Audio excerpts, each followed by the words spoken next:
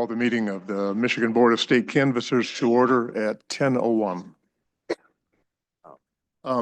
Before we start this morning, got a full house. I'm guessing that you're not all here to see us adopt the minutes from the last meeting. So I'm guessing you're mostly here for 3 and 4. And from the comments we've received so far, it looks like most of you want to talk about 3. So with a lot of folks here and with hopefully getting out of here on time, I know a lot of folks have services this afternoon or tonight. We also have some weather coming in. So what I'd like to do is we're going to go through, we're going to do our normal business. When we get to item 3, we're going to work through the attorney's portion of that. And then we're going to have our debate, and then we will open it up to comments and limit those comments. Public comments will be limited to a minute apiece. And then from there, we'll go on to 4. Looks like most people want to talk about 3, so I don't think it'll be an issue. Does that make sense to everybody? Excellent. With that in mind, looking for a motion, consideration of the minute meetings for the March 14th, 2025 meeting. So moved. Second. All in favor? Aye. Aye. Look at how quick we got to number 3. The rain stays outside. Hang on, we have a flood up We here. don't have. Oh, Okay. Item number 3, and I would ask Mr. Spieth.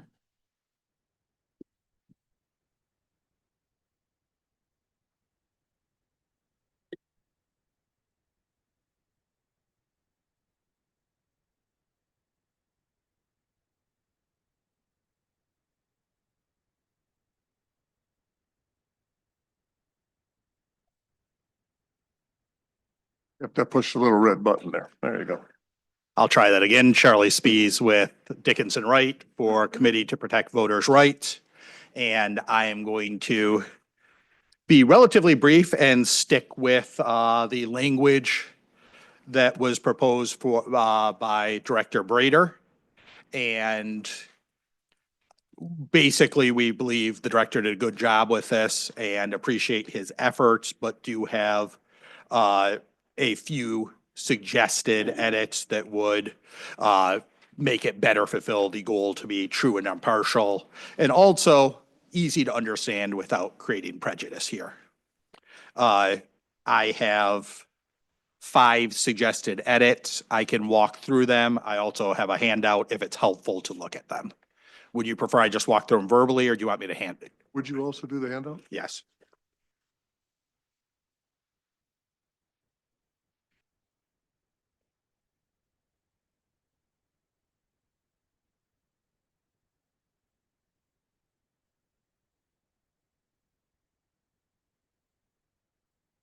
So our 5 suggested edits start with on the first sentence where it is currently drafted saying require showing a birth certificate, passport, or other document verifying citizenship when registering to vote.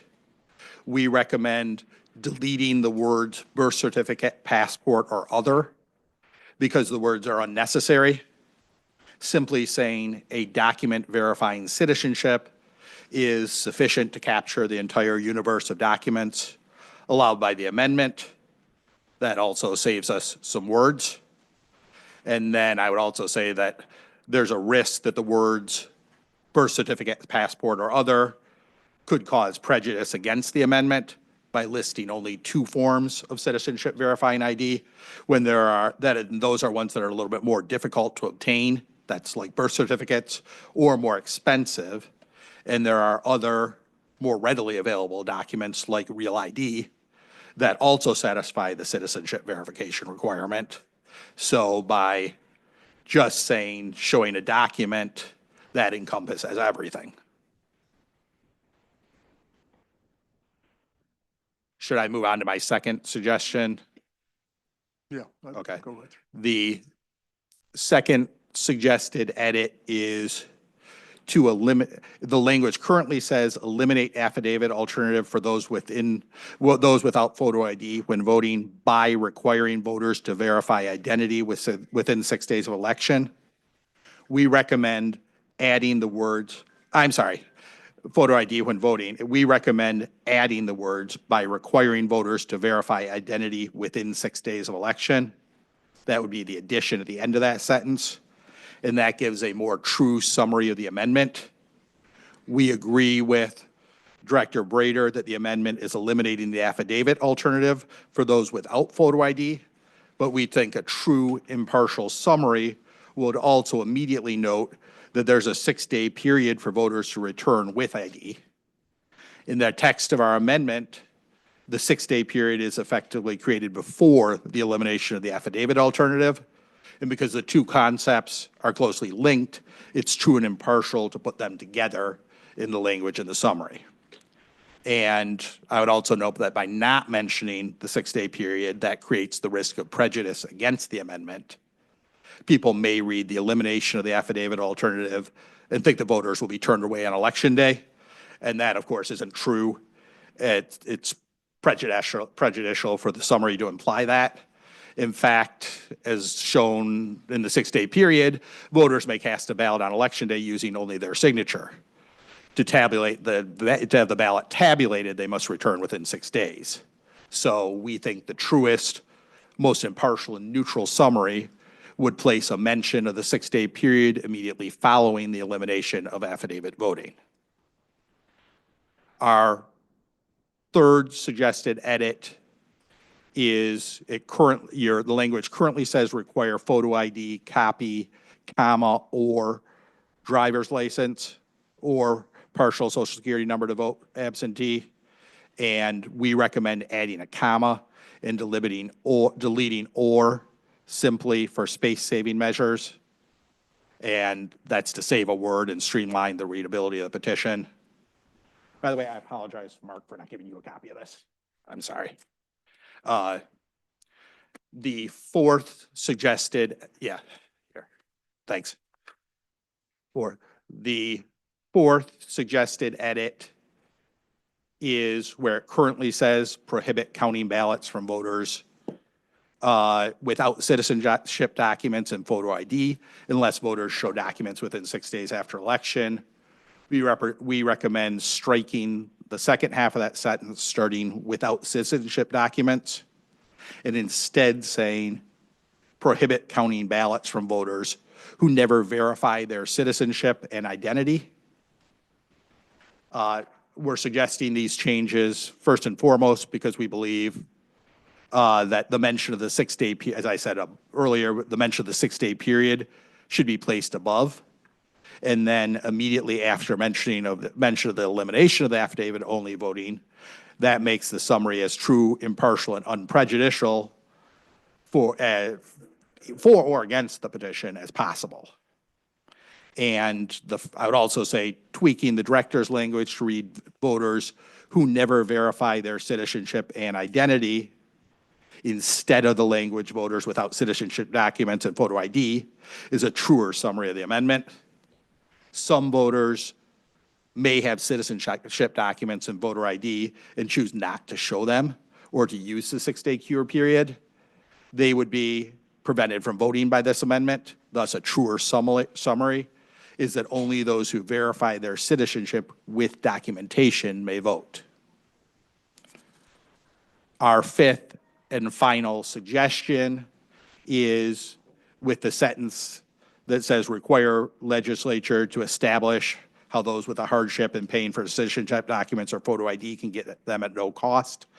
That respectfully is somewhat cumbersomely worded, and we would suggest changing it to say create a right to free voter ID and proof of citizenship in case of hardship and require legislature to provide for that right. This is both more streamlined and arguably the director's summary is not a true summary of the amendment. The director's summary does not mention that this amendment creates a right for every citizen to obtain free documents verifying citizenship and identity when a hardship exists. The creation of this constitutional right is a key aspect of the amendment, and its omission renders the director's summary only partially true. Also, that omission of the right makes the summary less impartial and more prejudicial against the amendment. Omitting the mention of the right to free citizenship and ID documents in the case of hardship means that the summary could be read to be slanted against the petition. We recommend this change to mention the right to make it more accurate. So without a bunch of rhetoric about the positive nature of the proposal, those are our recommended edits that we think would make this more accurate. Thank you. Comments, questions? We do some questions here. Go ahead. Please. Thought I had, yeah, it's on. Okay. I have questions.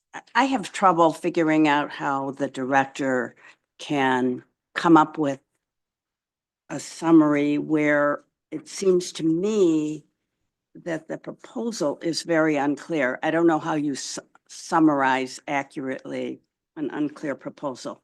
And my particular, one particular concern that I have is with the obligation of the Secretary of State to obtain information confirming the citizenship of people who are on the qualified voter file.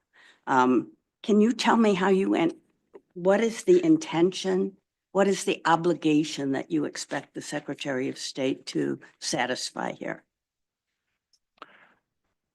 How would how would the director describe what you have put here in your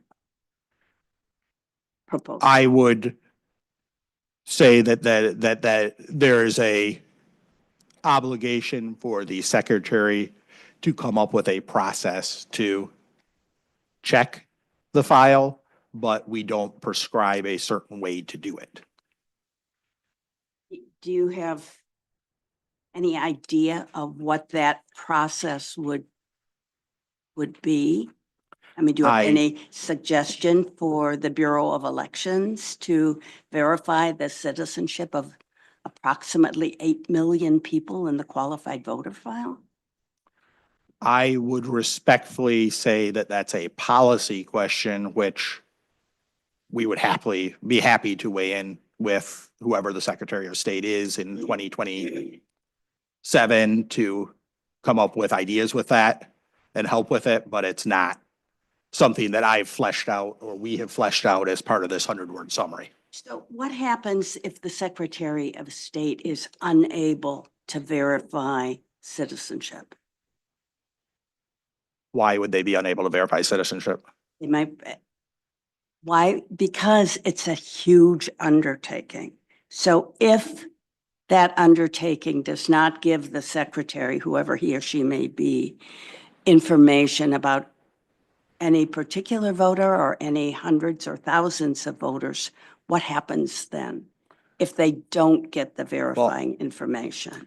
I would respectfully say I think that's a little afar of what we have in front of us today. But if we're looking for suggestions, the state of Florida, for example, does an excellent job of verifying citizenship. And they use the Department of Homeland Security database also. This secretary, my understanding is, and I very much appreciate that the spokesperson for the secretary just a week or two ago said that this is a very serious issue. That's a quote. Said that foreigners voting in Michigan elections is a serious issue. Who said that? Secretary Brader's spokesperson, after they after they came up with it's not just the one Chinese citizen that voted in Ann Arbor, but it was actually 16 foreigners that voted in elections in the fall. And that, my understanding is that they didn't actually do a full search there, and they didn't do what, for example, Florida does, which is bump the list up against the Department of Homeland Security database. And that would give you a much truer number of what we're looking at in terms of the problem. But again, I do appreciate the secretary's acknowledgement when they released that information that this is a serious issue. I don't believe the secretary has said that, but if Mr. Brader could confirm. I'm happy to find the press release for you when I sit back down. But my question to you is what happens to the voter if the secretary is unable to verify his or her citizenship? Does the secretary then start demanding information from voters who are on the qualified voter file?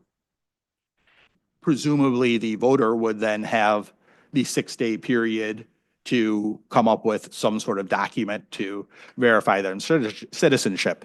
This is a problem, by the way, this is not a unique problem to voting. What's going to happen with Real ID? Well, Real ID is a question that I have as well, because you said that Real ID proves citizenship. You did say that. It's my understanding that it doesn't. Then I will double check that. If I misspoke, I apologize. You objected to the use of the term, to the words being included, birth certificate, passport, or other document, saying that those were unnecessary because Real ID proved citizenship. And it doesn't.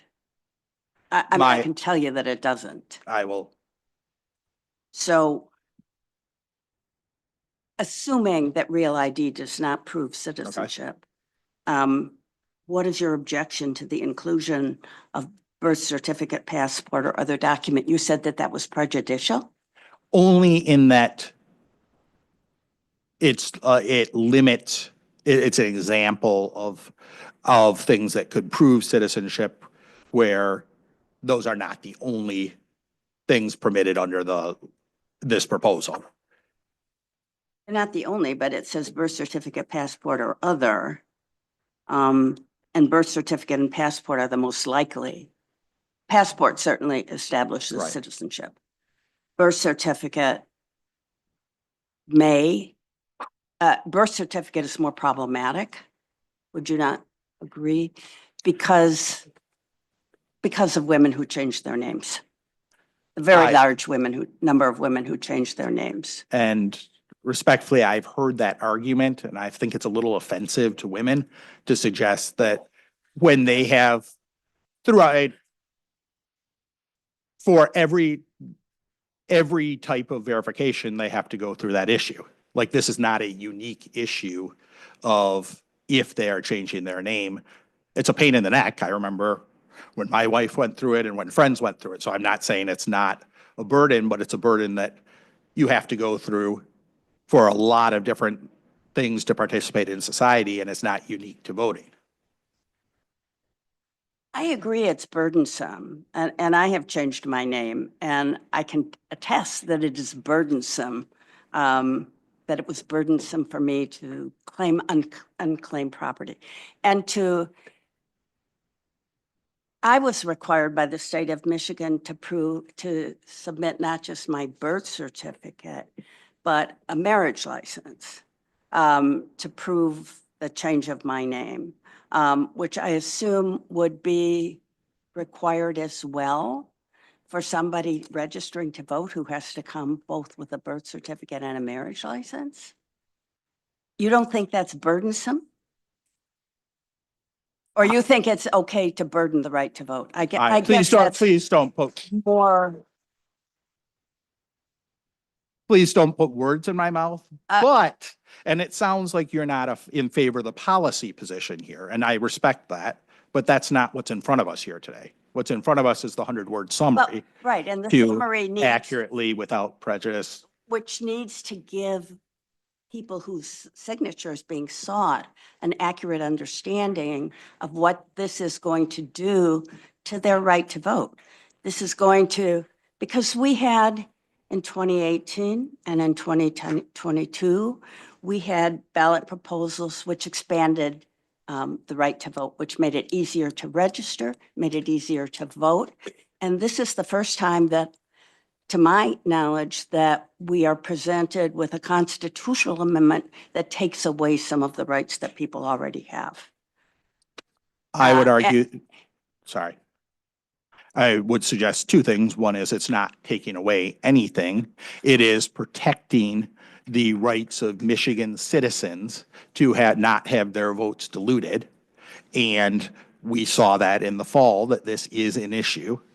And secondly, respectfully, the arguments about this taking away rights or hurting the ability to vote have been, we've seen how this played out over the past decade, all of those talking points.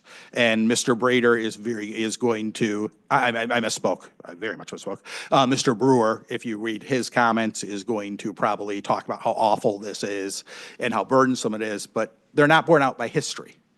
Look at those arguments when they were made in Georgia and Florida and other states that have similar rules. And in fact, voting participation increased after all the screaming about what the burden was on voting and sort of contrived arguments about burdening women or minorities more than others. First of all, this proposal's gone out of its way to put in a hardship exemption for anybody that needs. Do you know how burdensome it is to seek a hardship exemption? Do you know what a person has to provide? Now, the legislature, you said, would have to figure out how to provide the hardship exemption. And I believe that it is already, there is a hardship exemption now. Director Brader, you can confirm this. There's a hardship exemption for people who are seeking state ID. I'm actually not familiar with that process for state driver's licenses. Okay, yeah, we're not gonna. But People that are worried about that should be thrilled with this proposal then, because it actually creates a new right to photo ID and proof of citizenship in case of hardship for right, free. then they have to. So if you're saying it's already burdensome. Double step. So if it is difficult for them to spend the money to get either a passport or some other appropriate documentation, then they have to provide documentation to show that they don't have the money to get that, and then they get it, I guess is what you're saying. No, you're putting words in my mouth. That's not what I'm saying. I'm saying that you just said it's already burdensome. And I responded that that's a reason you should be supporting this proposal, because this creates a new right to free photo ID Which in they case of only hardship. need because of the burden that you're seeking to impose with this proposal, right? No, they need it. They would need this for many other ways that they participate in society. Let me interrupt you for just a quick sec. I know this is really emotional for a lot of folks here, a lot of folks on both sides. I would ask you to not express your thoughts, sentiments, or other with applause or yelling or any other form of that. If you could just be respectful. This is not a court, but it's kind of close to it. So thank you. Forgive me. So I'm still puzzled by what happens if the Secretary of State, now, the proposal requires the Secretary of State to use all reasonable efforts, including requesting information from departments or agencies of the federal government, which we know are now being eviscerated. Passport information, do you know if passport information can be secured from the Department of State? Yes, I know folks that have gotten passports very quickly. You've gotten a passport quickly. Correct. Right, yes, so have I, but the question is whether the Secretary of State can confirm whether people on the qualified voter file have a passport. Do you know if the Department of State would provide that information, or you're saying it's the Department of Homeland Security? My understanding is that the Department of Homeland Security has partnered with multiple Secretary of States, and it's been very effective. And the current Secretary of State has declined to participate with the Department of Homeland Security. And that's why when you have words like reasonable efforts, hopefully the Secretary of State will embrace the concerns you're expressing and work with the federal government to make a smooth process. Federal government, which is being systematically made unable to do virtually anything other than deport citizens, so far as I can see. Do you not think the border is more secure? Give me a break. So I'm really troubled by the idea that people who have perhaps been voting for decades are going to find that the Secretary of State perhaps has failed in his or her obligation, and therefore the person loses the right to vote. That seems to me like something that is quite possible, because what happens if the Secretary of State doesn't verify? Then people are called into a Secretary of State's office saying, bring me your documents. I, again, feel like I'm being pulled far afield from the 100-word summary, but if that's a discussion you want to have, I understand your concern with the Secretary of State. You may have just read the Fair Election Funds report that came out a week ago about this secretary's not fulfilling some of those functions. But I would say that this proposal includes the language requiring the Secretary of State to do this, and one that is diligent with their job should not have any trouble doing what other states, again, Florida, Georgia, Ohio, states have these requirements, and it has not decreased voter participation. In fact, they've had increased voter participation.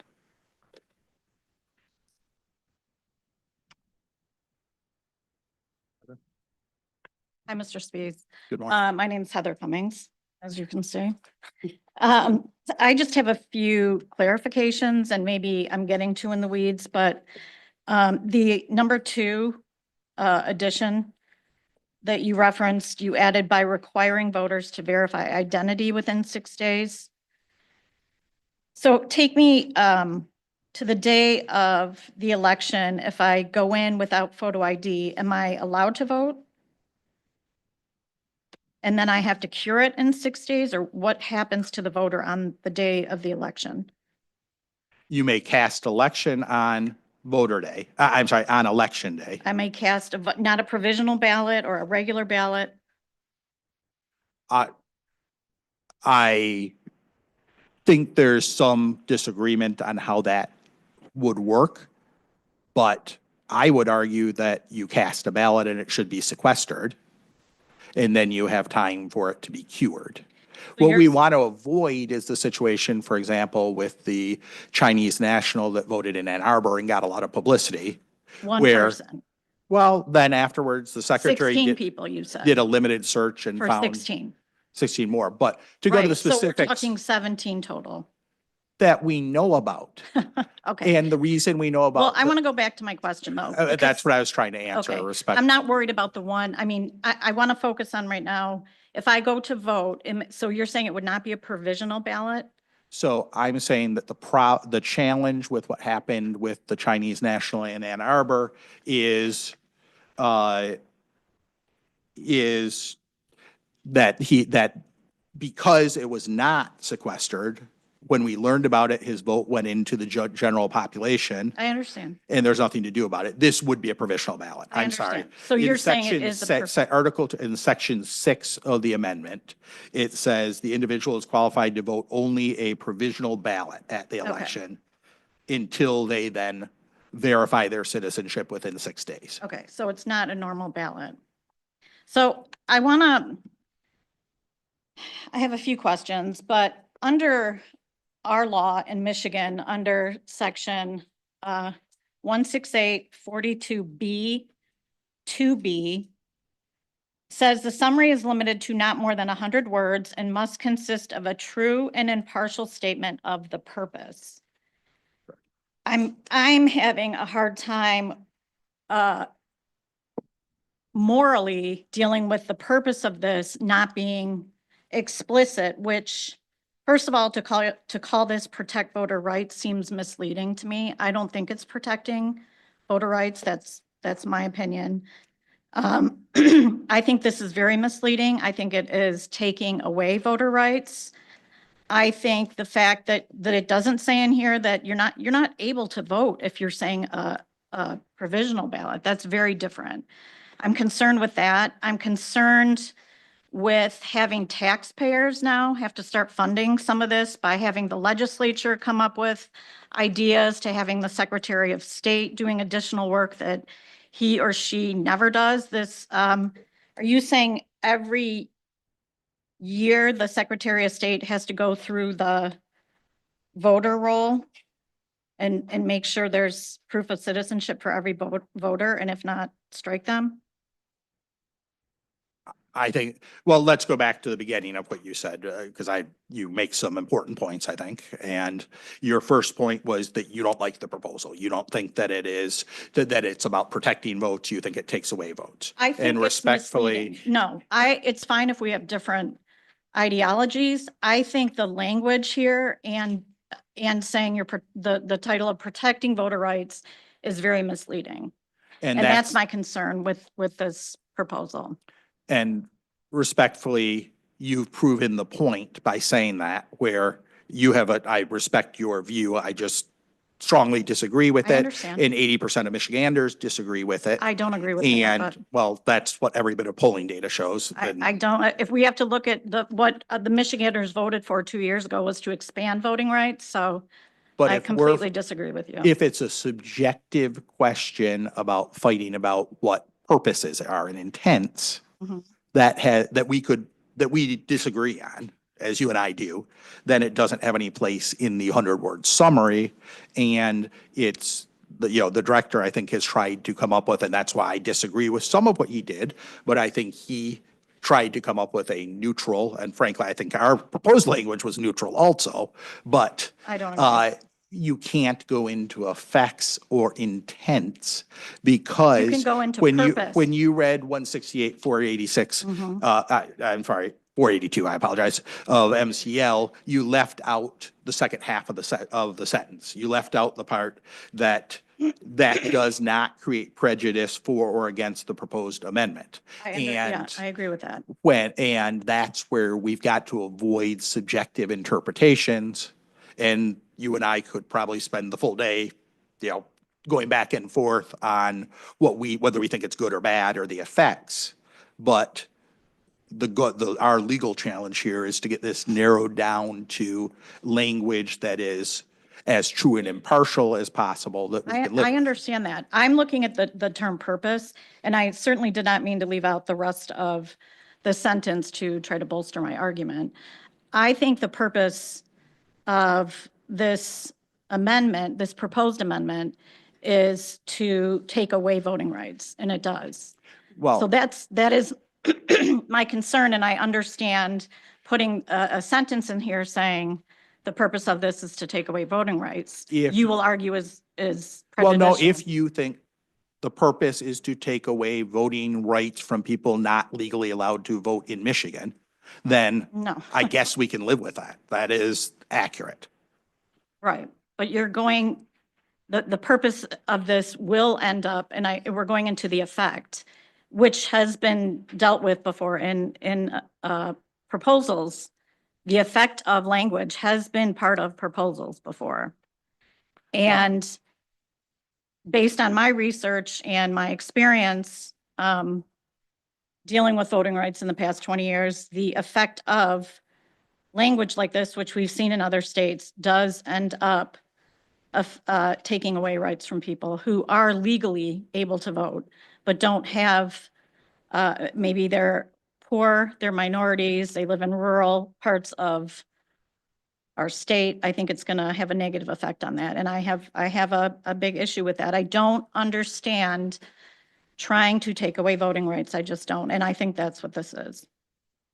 And I think the language is misleading. You don't put in here that you're not going to be able to cast a regular ballot. You say you can vote. That's not true.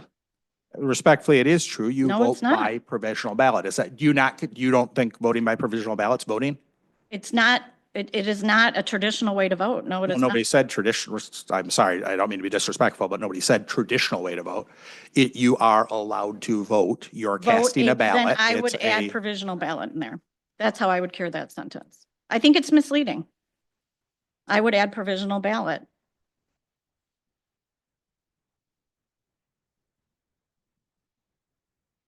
My other question is the addition of creates a right to free photo ID. Again, how does having free photo ID allow you to vote? Because you are required to verify who you are. And for, right now, as you know, right now, you are allowed to sign a piece of paper Mhm. and to attest to who you are. And also, as we've been fighting in court for years with the Secretary of State about what type of signature verification is done and what is required, she has fought tooth and nail to not have, to have a presumption of validity for signatures so that you're not actually verifying signatures. That means that if you are talking about her position of somebody being able to sign an affidavit, sign a piece of paper with a presumption of validity for, which to be fair has been struck down in court, her position multiple times, but that is all solved by having photo ID. And you have to have photo ID to board an airplane. You have to have photo ID for, to board a train, for almost many other things that are much less sacred than the right to vote. You have to have photo ID. So I don't, I It's- can't think of much more sacred than the right to vote. totally. And I know a lot of people who can't afford a plane ticket. I mean, I'm more concerned about people's right to vote. And I don't understand this getting, it's almost like a red herring to me, like, oh, you know, we're going to take away all these rights that you already have right now. And then, oh, by the way, we're going to give you a free photo ID. I don't see, Respectfully, and I mean, again, I feel like we're very far afield from the I language here. understand. I But- told you I But had if a you're, moral if issue if with that's this. your position, what rights of legal citizens, of US citizens that are Michigan residents, what rights are being taken away? The right to vote by absentee ballot, by going online. You can register to vote online. That is being, so sentence, eliminate affidavit alternative for those without photo ID. So that's being taken away. And you believe it is a right to be able to sign a piece of paper and not have a signature I believe- verified? Yes, of like course it that- is. Sorry, I didn't mean to cut you off. No, that's fair. That's So, fair. We yeah. just, okay, we disagree. and- Respectfully, Yeah. I feel that, yes, that is a right now to be able to vote. I get my big question, and I will stop, but this is being driven because of 17 votes is astonishing to me, that we want to use the Secretary of State's time and money, the legislature, because of 17 votes. Well, I It is a far bigger issue I than do that. And not, that's I've never why, seen proof of that. that's why I've the never seen surveys proof of show that. that 80% of Michiganders I've never seen vote proof of that. photo ID. No. It was the Southeast Michigan Chamber of No. Commerce did a nonpartisan Democrat-led organization did a survey. It was- Respectfully, I disagree with you. I've never seen proof of widespread voter fraud. It's just going to be, yeah, you can laugh. That's fine. We're trying to be respectful of everyone here. I personally have never seen it. So I will stop. I just wanted to share with you my concerns with this language. And we're probably not going to change each other's minds on No, the I policy, but I would respectfully say that the view you are espousing was promoted in all of the states that passed these types of reforms. Again, Florida, Georgia, Ohio are great examples. Those are not great and examples they to me. never- I don't and- want to be like Florida and Georgia. So I Oh. appreciate that, but I'm sorry, Okay. sir. You can make all your faces to me. That's fine. There's, Uh, okay. But respectfully, I appreciate your time today and I appreciate you indulging me. I just think it's very misleading. I think it's taking away rights and that bothers me. Thank you. You know, I feel like what we've had here is a lot of very subjective discussion on the policy of this amendment. And frankly, I think that I've read through the amendment multiple times, read through Director Brader's summary. I actually think that It's a very fair summary of what's going on here. I don't think that, the policy discussions are going to occur when this organization is out collecting hundreds of thousands of signatures, and then it's going to go to the ballot. And the people of Michigan are going to have their opportunity to decide whether or not this is the change that they want to see. But while we are having some of these subjective policy discussions, any number of illegal votes being cast is a problem. And if we have a system that allows 1, 2, 17 individuals who are not supposed to be voting in this, in our state, who are allowed to cast ballots, then we have an issue with the system. So I have seen, I've been a part of a lot of campaigns, and there are a lot of races that are determined by extremely slim margins.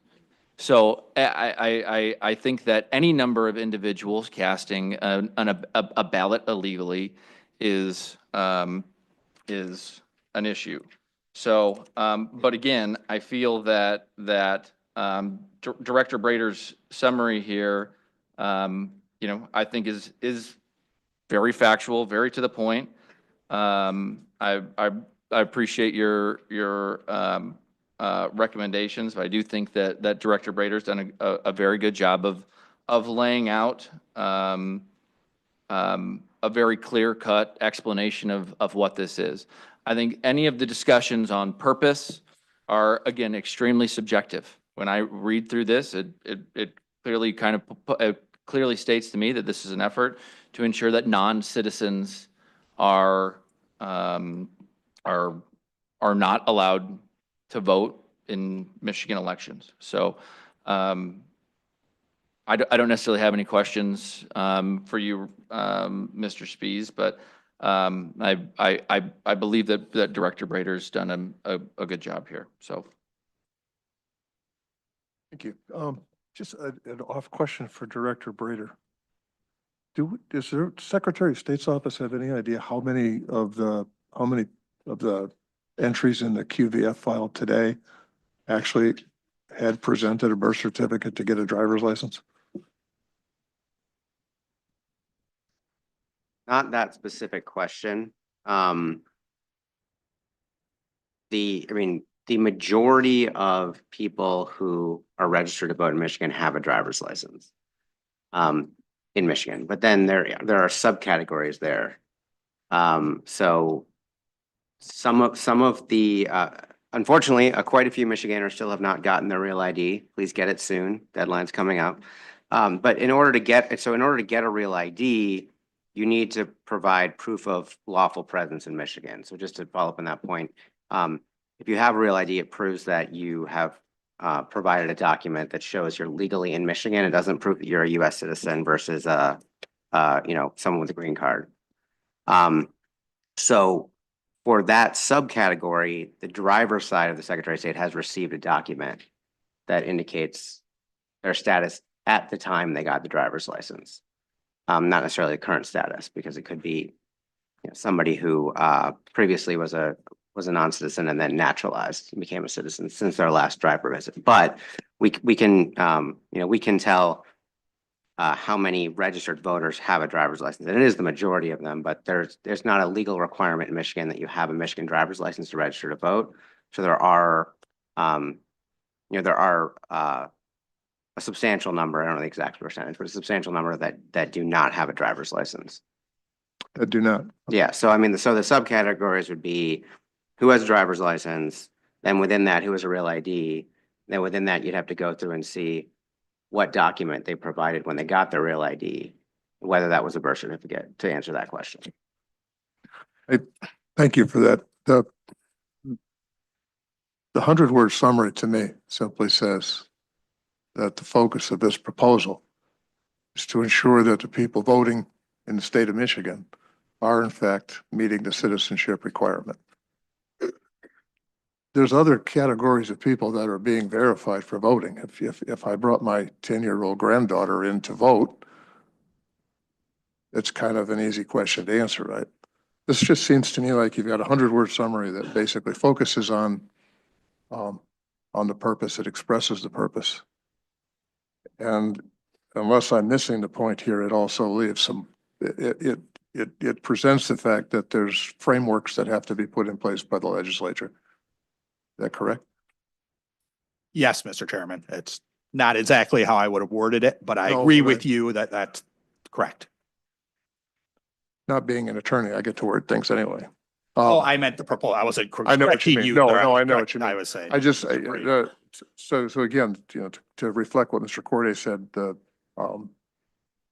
100-word summary that Director Brader's prepared reflects adequately what is in and fairly what's in the proposal. And I would also comment on my board members, my fellow board members.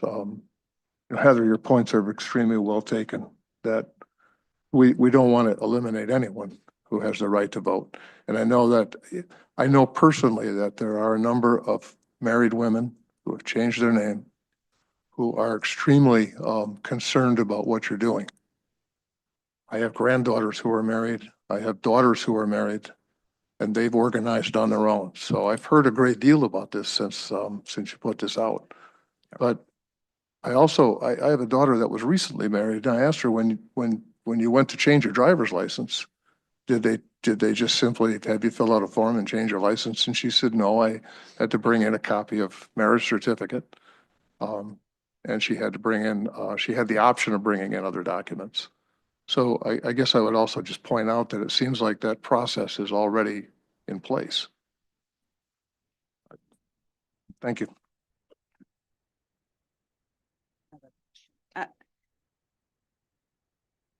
Your proposal says documentary proof of United States citizenship includes only types of documentation that establish citizenship, which is a very circular definition.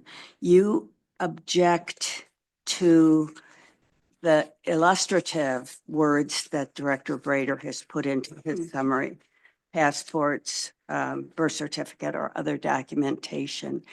I'm just really quite taken with your suggestion that that is prejudicial to indicate to voters what they might be expected to provide in order to vote.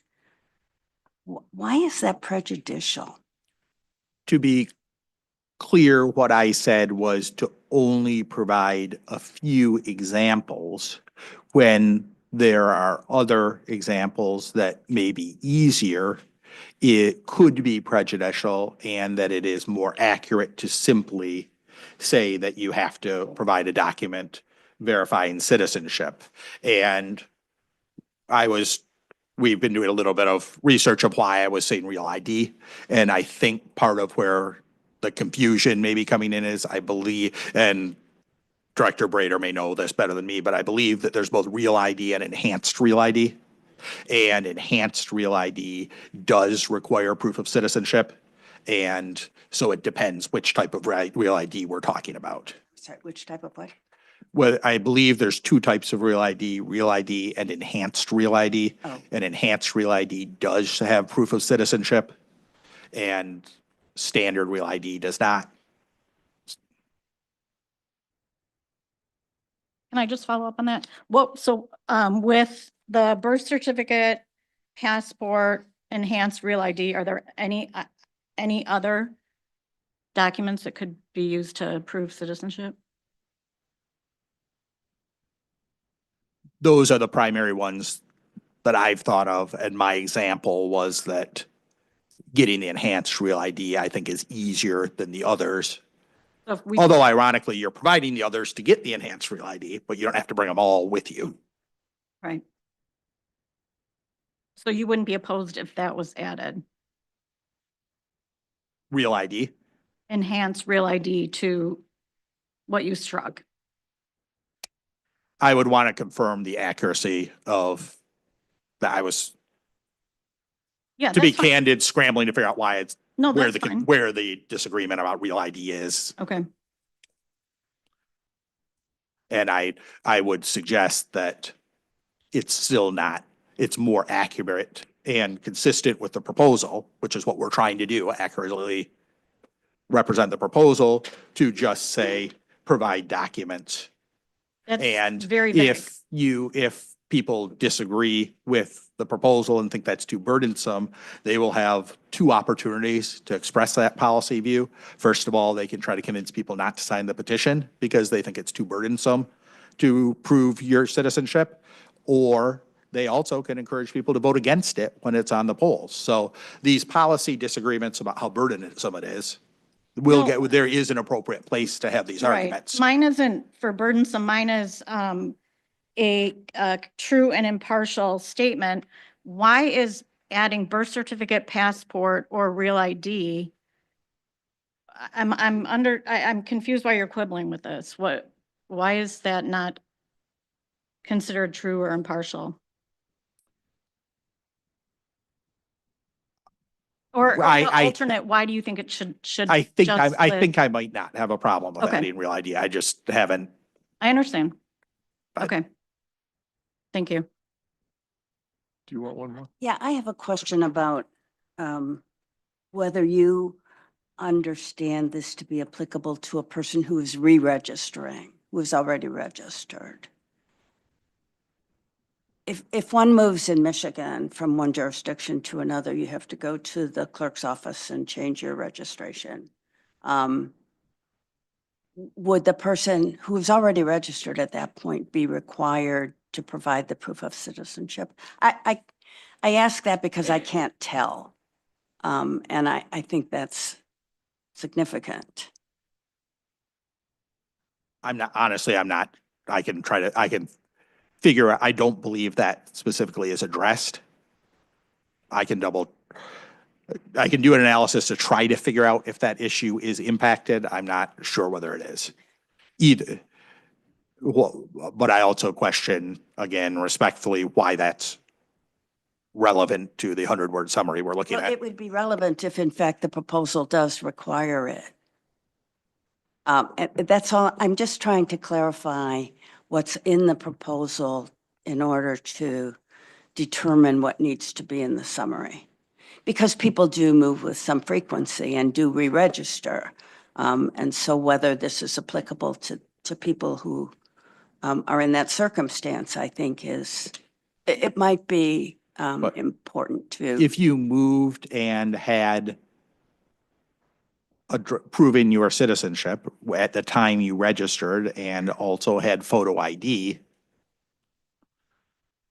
I'm not, Well, if you're already registered, excuse don't me, know if you're why. already registered, then you're simply re-registering to establish your residence in a different jurisdiction. But that'll go back to the qualified voter file. So I mean, the Right. buck stops, it seems like the buck stops with the Secretary of State.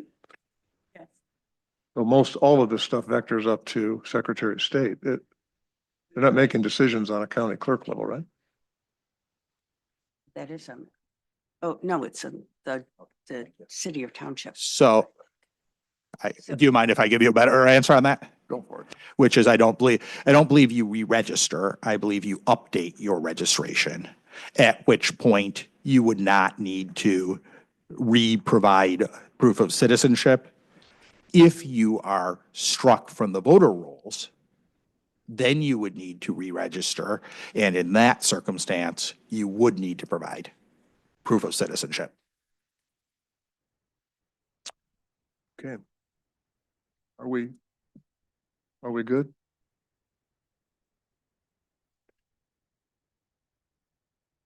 I think we'll continue the debate with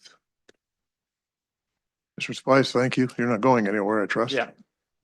Oh, Spice, forgive, I always mispronounce your name. Everyone does. Okay. I'm you. Mr. Brewer.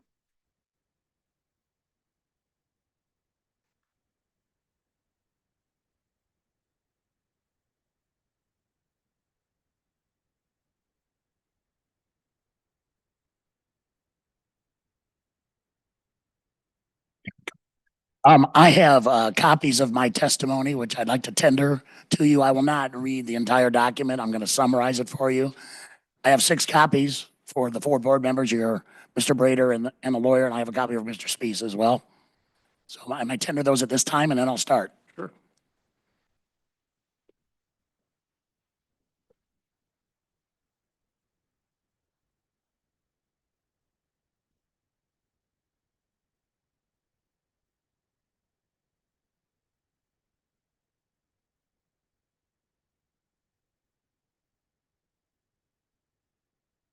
Good morning. My name is Mark Brewer.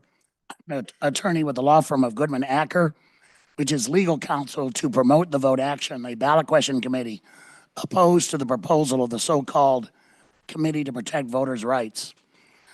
As some of the board members have already noted, over the last several years, by ballot proposal and legislative change, Michigan voters have experienced long overdue expansion of their voting rights. No reason absentee voting, early voting, and many others. Rights which are very popular and widely used by voters across the ideological spectrum here in Michigan. The vague proposal before you is misnamed. Its purpose is to roll back voters' rights by imposing onerous new requirements. The first time in Michigan history, as Member Gurwitz has already noted, that our state constitution would actually be used to roll back existing voter rights. The proposal is so vague that, as you can tell from the testimony you just heard, even the proponents can't tell you exactly what it means. They can't tell you what a hardship is. They can't tell you, and then they start to speculate about whether you have to re-register to vote and provide citizenship documents. You saw a stream of people coming up here providing information, which then provided speculative answers to those questions. So this proposal is very vague and makes it very difficult to summarize accurately, a point I'll return to in a moment. This proposal contains solutions in search of problems. Far from protecting voter rights, this proposal, like proposals like this in other states, will disenfranchise millions of Michigan voters, including millions of married women who changed their names, elderly and rural voters, among many others. As has already been noted, incidents of non-citizens registering and voting are extremely rare. But in addressing this non-existent problem, eligible voters, eligible citizens in the state are going to pay an extremely high price. And Mr. Cordes, there is data on this point. In the state of Kansas, where they imposed a proof of citizenship requirement, over 31,000 United States citizens who were eligible to vote were disenfranchised. There was a similar experience in the state of Arizona, where at least 47,000 eligible citizens could not register to vote because of this citizenship documentation requirement. So this has real world harmful effects and will deprive many, many voters of the right to vote because either they don't have these documents, they can't get access to them easily, or they're too expensive. And that is documented again. You'll see this in the testimony by study after study around the country. For example, as to married women, a study indicated that nearly 80% of married women in this country change their names. So their birth certificate is not going to match their current name when they go to try to prove that they have the required citizenship documents. And I would add that the most common documents to prove citizenship are a passport and a birth certificate. So this is going to be an enormous burden for those married women and for anybody else who's ever changed their name, because their birth certificate, even if they can locate it, is not going to assist them in proving that they are United States citizens. There are other categories of voters who will be harmed here: elderly registrants, young voters, low-income voters. Also demonstrably, and this is laid out in the written testimony I provide, have great difficulty either acquiring or paying for the types of documentation that this proposal would require. A final large group of voters that will face a difficult obstacle here are rural voters, because based on the vague language, this documentation has to be presented in person. So you would have to travel to the Secretary of State's office or wherever it may be. You couldn't register online anymore. You would have to travel with these documents in order to register to vote. And given the large rural population of this state, the great distances that people would have to travel, that is an additional burden for those voters. The photo ID requirement is similarly a solution in search of a problem. Those documents are difficult and expensive to obtain, burden similar groups to the ones that I just described. I'd like to wrap up by addressing the proposed summary. The law is very clear that The summary is supposed to describe the purpose of the proposal. And a mere laundry list, no matter how accurate, of what's in the proposal doesn't describe the purpose. Nowhere does the proposed summary disclose that the purpose of the proposal is to impose new qualifications to vote. And that's indisputable. New qualifications to vote would be imposed. Undefined documentary proof of citizenship, photo ID, etc., which will result in citizens of Michigan who are eligible to vote and eligible to register being denied those rights, which they currently have under the state constitution. The summary does indicate, and I credit this, by giving some examples of the type of documentary proof that probably would satisfy this. But again, the proposal's so vague, we don't know. As I indicated earlier, passports and birth certificates are the most commonly used documents to prove citizenship. And so I think it made sense for Director Brader to include those as examples. As my opposition already indicated and conceded, you can get a real ID in this state without being a citizen. So that is not a document that should be listed in this list.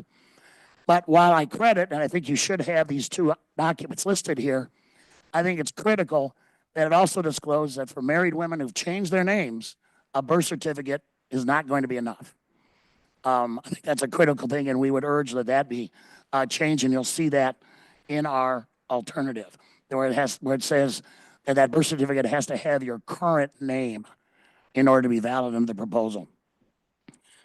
The proposed summary informs signers that the affidavit alternative to photo ID has been eliminated. True enough.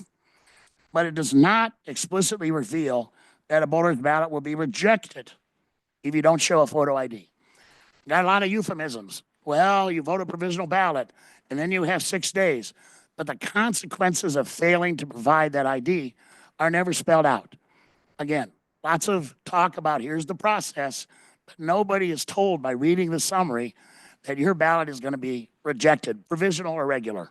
That ballot's not going to get counted.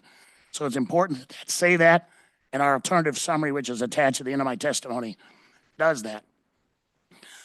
When it comes to the photo ID, again, there's similarly a lack of disclosure that failure to present that will mean that your vote does not count. And that's the bottom line here. We can cover it up with all kinds of process and say you can do this, you can do that, but in the end, the bottom line is if you don't have it, your vote will not count. And signers of this petition have a right to be informed that. The citizenship review, another vague item here, frankly, could be arbitrarily abused in the hands of a hostile Secretary of State. This is very worrisome that there's no standards set out here at all governing what this review is to look like, nor is it disclosed that there's going to be an enormous cost to the taxpayers of this state. And if we're interested in full disclosure about the effects of this, you have to disclose that, and our alternative summary does that as well. We tighten up some of the other requirements. We also add language that indicates that the cost of providing these so-called free photo IDs and citizenship documentation, it's not free. We know that. The taxpayers of Michigan are going to pay those costs, whatever they end up being. Let me just conclude with a couple of comments about the proposed amendments you just heard about. The changes that are listed, these 6 changes, I guess, make a vague proposal more vague. They make it worse in terms of accurately disclosing to voters what this proposal would do. We already heard the concession about real ID, that is not proof of citizenship in this state. And of course, again, you don't get free ID or free documents under this. Somebody ends up paying, it would be the taxpayers of Michigan. So we would urge you to reject the proposed summary and adopt the alternative summary that's attached to the end of my testimony. We believe it is far more in line with the statutory standards, particularly in disclosing what is the bottom line purpose of this proposal, which is to repeatedly install ways in the Constitution to deprive people of the right to vote, which they currently have. With that, I'd be glad to answer any questions.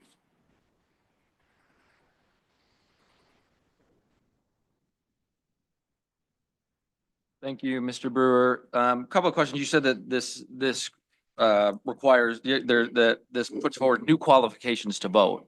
This doesn't, the qualifications to vote aren't changed. The qualifications to register may be, but the qualifications to vote are unchanged. If you're a citizen of the state of Michigan, this doesn't affect your ability to cast a vote, correct? No, because if you can't produce documents that you are a citizen, you won't even be able to register to vote, Mr. Cordes. You won't even be able to vote at all. Yeah. That's a new qualification. I find it so, this argument, this seems just so patronizing to me that individuals, that individuals can't find some sort of way to prove for themselves are to cast a ballot. I've always found that to be just incredibly patronizing.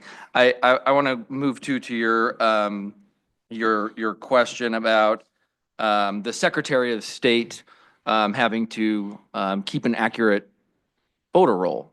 Can you describe, you say that, this, it's burdensome, but this board has, even in just the first couple of meetings that I've gone to, we have talked a lot about accountability and responsibilities, and we even sent out a subpoena to a now defunct presidential organization, who we expected to retain records of individuals who were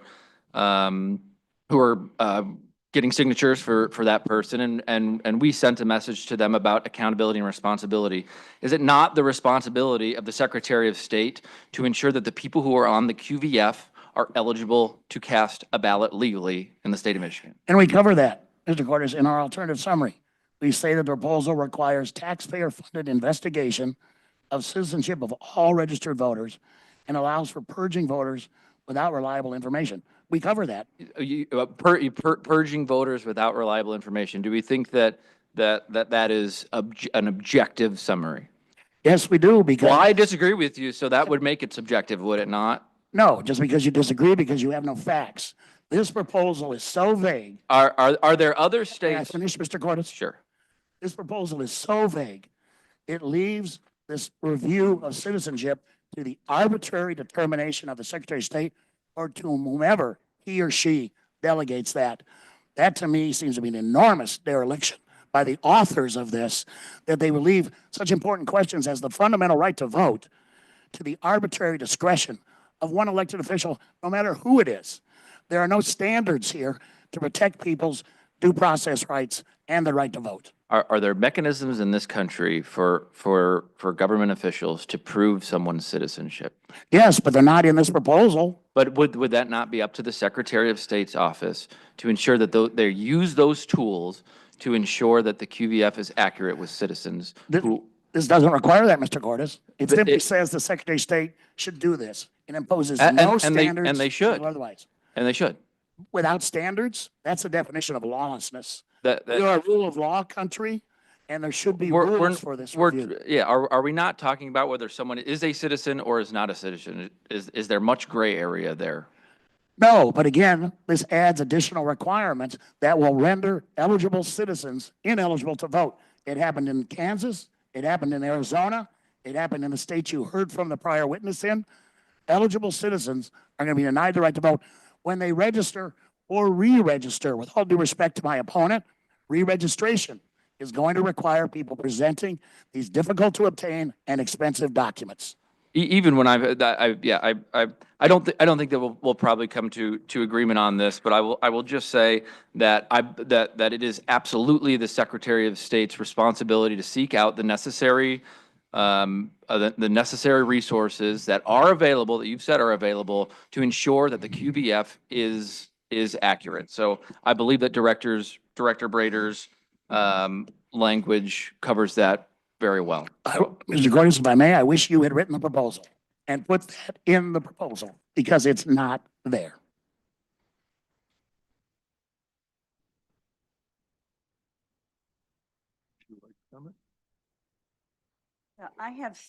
What I've tried to determine is what changes this makes to the election law as it stands today.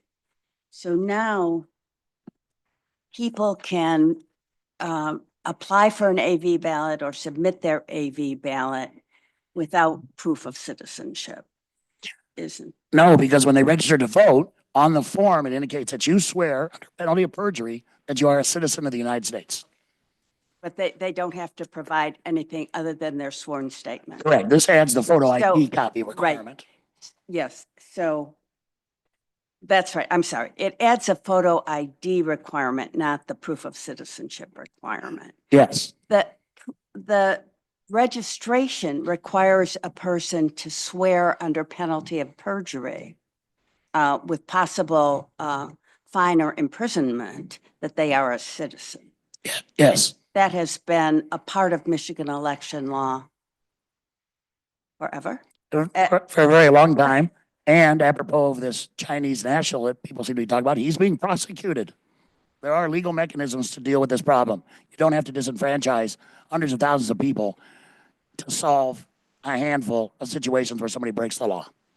So the AV ballot application and voting would be changed by this. So we're not just talking about citizenship here, although that is part of the proposal. We're also proposing, the proposal proposes a change in AV ballot application and voting. As well as in-person voting, as Member Cummings pointed out, yes. I'm sorry. All types of voting would be affected by this.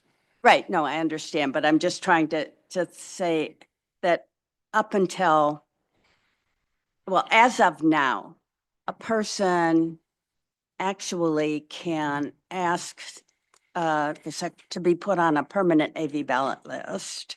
Yes, I'm not sure how this requirement would impact that, but, and then the person, excuse me, when returning an AV ballot, signs on the envelope. I think this may put the permanent list in jeopardy for the reason you just indicated. How do you get on the permanent list if you haven't provided a photo ID?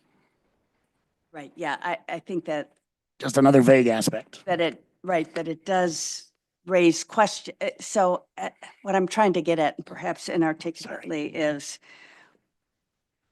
do people need to know what has changed here? People knew in 2018 and in 2022 the changes that they were making. And so changes are being made here, whether one thinks that they're good changes or bad changes, changes are being made. It's going to be, registration is going to be different. AV voting is going to be different. At the present time, we have the ability, Michigan citizens have the ability to register to vote online. Yes, certain citizens do, yes. They have to provide a driver's license number or social security. for As I registration. understand it, you have to have either a state ID number or a driver's license number. Right. But they can do that online. Yes, So people would not be able to do that if there are additional requirements. People also can register to vote by mail. And that mail registration would also not, people would not be able to do that, as I understand it. The question that I'm raising, or the issue that I'm raising, is this seems to require in-person registration as opposed to the online or mail registration. right. I mean, the proposal talks about showing these proof of citizenship documents. I don't know how you show something unless you do it in person. You don't show it when you put it in the mail. You don't show it by sending There it are by other ways of email. Showing, we live in a society that has a lot of ways of showing. You have a Well- lot of ways of submitting a document. You have a lot of ways of presenting a document. But Ms. Vasquez, that goes to the ambiguity here, the vagueness of it. We don't know on the surface of this, how it's going to be interpreted. It could well be interpreted the way Ms. Gurwitz has just indicated. You know, we're done with any kind of remote means of voter No, no, registration because you have to present it in person. I think the vague is being introduced here by you. When I read through this, there's a lot of detail, but even today, so you just said, if Ms. Gurwitz brought up to you, can register to vote online using a driver's license number, and you added to that or state ID. Correct? I go back to Director Brader. If someone comes into the Secretary of State offices and tries to obtain a driver's license or a state ID, are you not requiring already birth certificate or some proof of who they are? For people who are coming in now to get a new driver's license, you have to show proof of lawful presence. So it doesn't have to be citizenship documentation, but it does have to be some document that shows you're legally present. There are lots of folks who got their driver's licenses in the past when we didn't have that requirement. So those are the folks that have a non-real ID compliant license. So there's still a substantial number of those, but for people who come in now, you have to show a document that verifies that you're legally present. And as licenses are renewed, you're going to be bringing them into compliance with Real ID? If people want a real ID, so this is the issue, other side of the department, but this is the issue that is current license holders. If they want, they can renew without showing those documents, but they won't have a real ID compliant ID. And that's the law that applies to driver's licenses and personal identification cards. When did birth certificates or suitable ID become required to verification of who you are? When did that become a requirement of getting a driver's license? Don't know that for sure. I think Michigan started requiring that around the time when Real ID was passed, which was like in the around 2005 range, but I don't know the exact year when Michigan started. So at that time, Michigan, like other states, thought that this law was going to go into effect soon. It's now been about 20 years, I think. But I think that was around when Michigan started requiring people who come in to get a new license to show those documents, whether a citizen or not, lawful presence documents.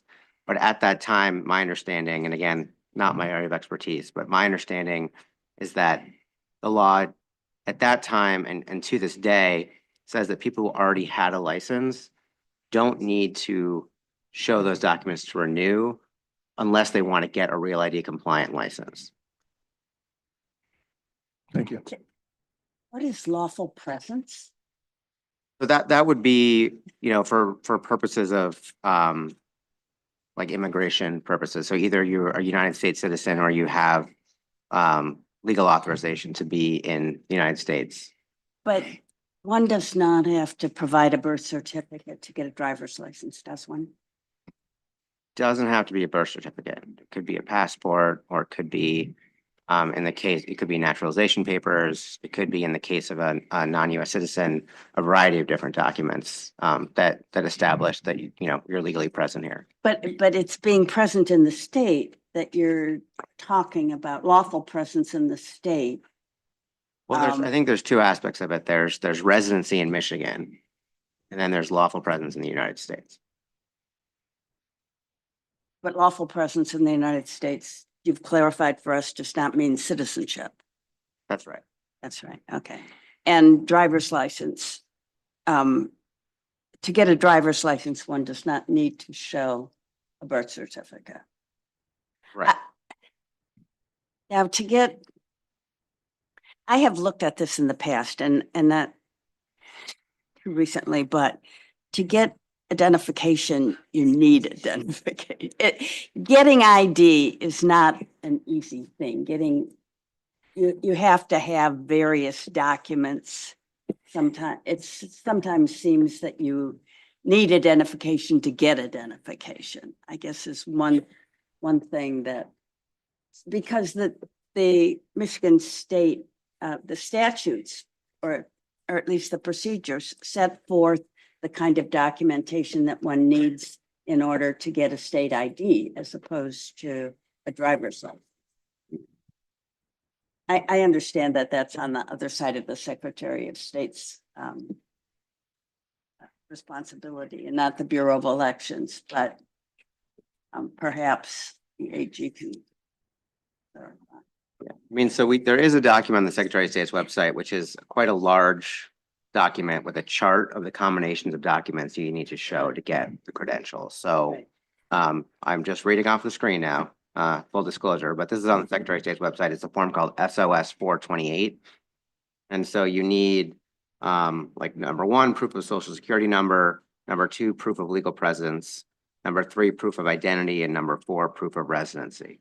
And there's lots of different documents that can be provided in combination to establish those things, but you need to show documents to get a license.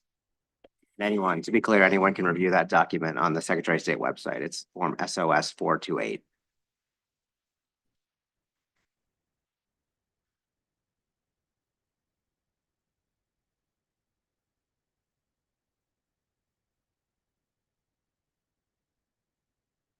We have any additional questions? Yeah, I do. Mr. Brewer, I have, looking at your summary, I have a question. I want to talk about whether we can look into the effects of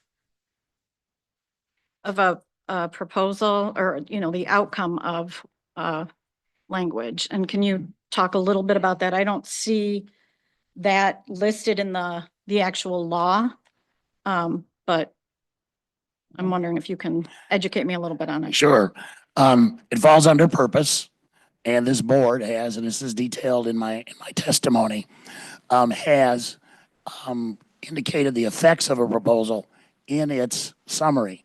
Most recently in Act Semi-Tax, where there are 2 clauses that were added, which talked about how the property taxes, which would be jeopardized by that proposal, are the sources of funding for a variety of local governments and school districts in Michigan, and they would be deprived of that funding with no replacement revenue if the proposal were adopted. That's a very clear statement of effects of a proposal in a summary this board adopted just last year. What page is that in your testimony? Let's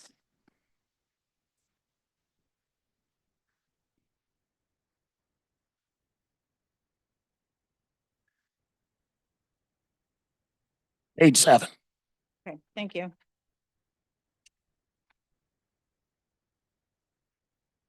I quote the summary the board adopted there in full and italicize the effects language that this board added to the director's proposed summary.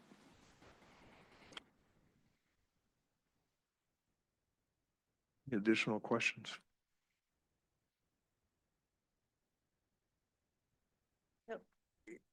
What I was asking you earlier, Mr. Brewer, was about the changes that this makes to current election law.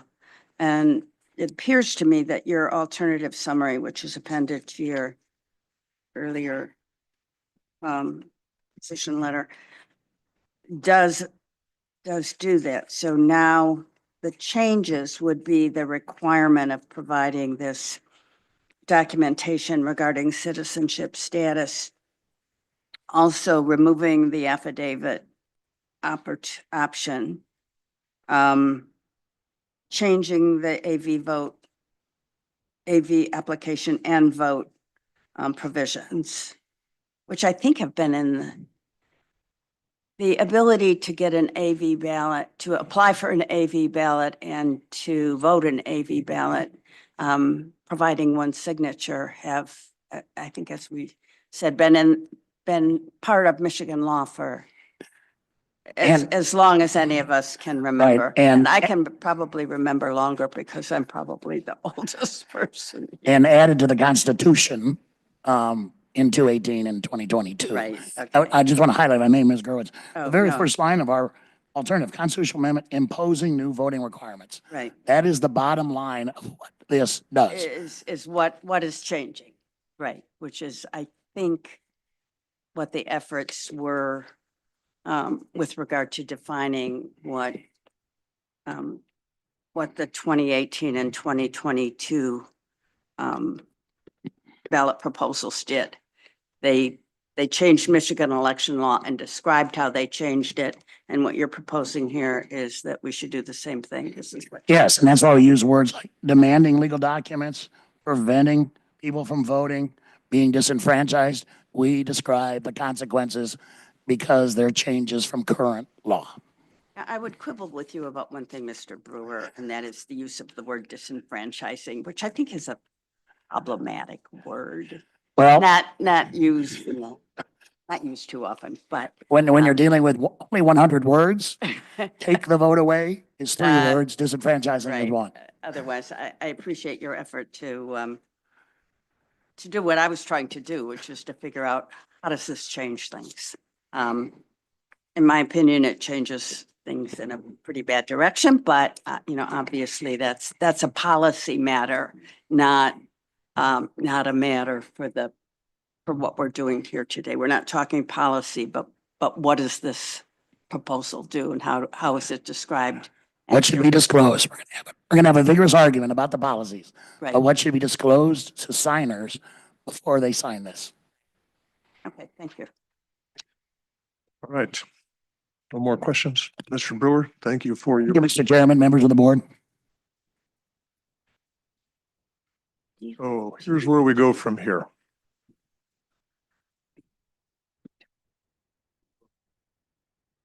Here's where we go from here. And before we go here, I would like to, I inadvertently did not mention, we actually have some of the members of the Michigan legislature here today joining us for this discussion. Thank you for coming.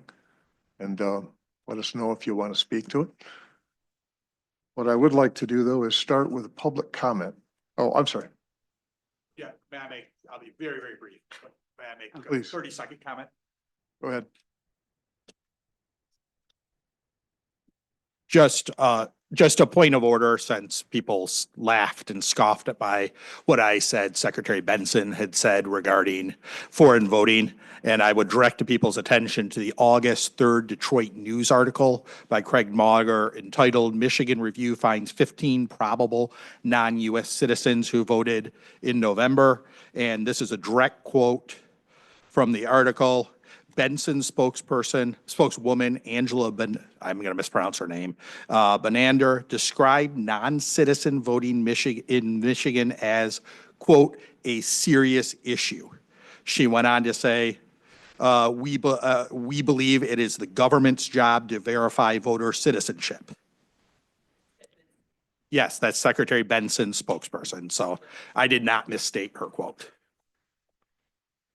I think you did attribute it to Director Brader. Oh, Yeah. I'm so sorry. Okay. Okay, I apologize. Thank you. All right. We're going to do the public comments. We've listed them in the order that they were submitted. The majority of you folks are speaking to issue number 3, which is the summary, which is what we have been discussing at this point. If you have both 3 and 4 on your request to speak, I would encourage you to speak to both 3 and 4 at this point in time so we don't have to bring you back up later. We're going to give you 1 minute to speak. Try and get this through before we have to break for lunch. And with that, first one is Charlene Vanacker. Did I pronounce that right? Yes, please come up front. Ms. Vanacker, would you also repeat your name and spell it for the reporter? My name is Charlene Vanacker, CharleneVanacker. And ma'am, you have 1 minute. I have a problem with the thing, with it saying that they'll be able to get ID at no cost. Because a person with a hardship, are they going to be able to get the money up front? Some people with a hardship are not going to have the money up front. Plus also at no cost, well, they may have the time to get these documents is also a cost. Would that be covered? And I don't think it would. And I also think of the different places where they might have to get their documents from a different state, different county. They not maybe sure exactly where. A lot of counties have different procedures, different costs. So I see that as misleading as far as that it's at no cost. I see also a problem for students, that they will be disenfranchised by this proposal because they will be having to come someplace for 6 days. They might have to, they don't have a birth certificate. They don't usually travel with a birth certificate when they're going to where they're going to school. Thank you. Thank you for your comments. Nomi Shoyrich.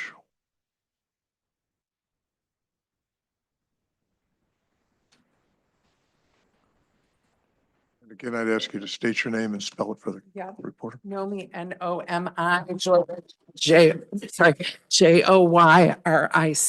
and I represent Jews for a Secular Democracy, which is a state-based organization.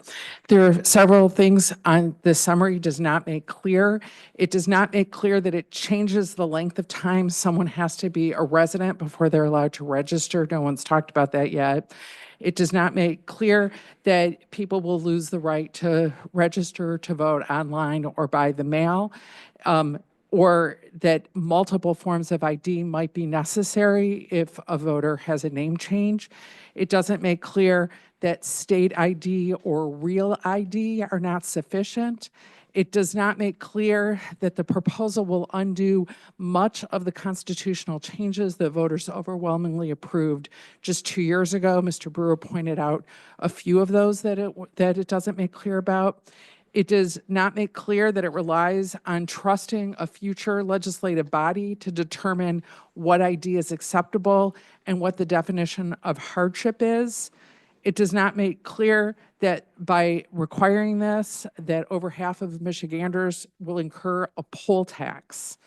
It does not make clear that citizenship is also, proof of it is also necessary when updating your registration. Basically, it doesn't make clear what the practical implications of this proposal are. Thank you. A question. Oh, yes. You said that this increases the time it takes to Yes. register? It says currently the time you have to be a resident of Michigan for 30 days. Currently, that's on according to the SOS website. And this states that you have to be a resident for 6 months prior. So it changes the amount of required residency. Well, I don't know if that's, Show me in here where that is. Here, can I, that's the current. which?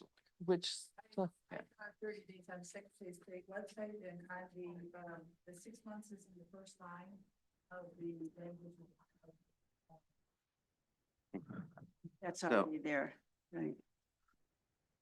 You want me to respond to that? Yes, please. So yeah, so in the initiative petition, so text that's in lowercase is already in the or the Michigan Constitution.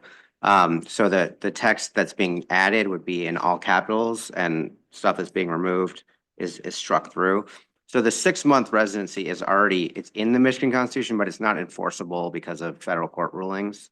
And our election law provides for different durational periods. All right. Did that, Okay, so the election law is 30 days, am I correct? It's You have 30 to- days in the jurisdiction, is You have to have been a resident for 30 days in your jurisdiction at the time of voting. Yeah. Okay. did that answer your question? Yeah, thank you. You're welcome. Thank you. Lori Boyce.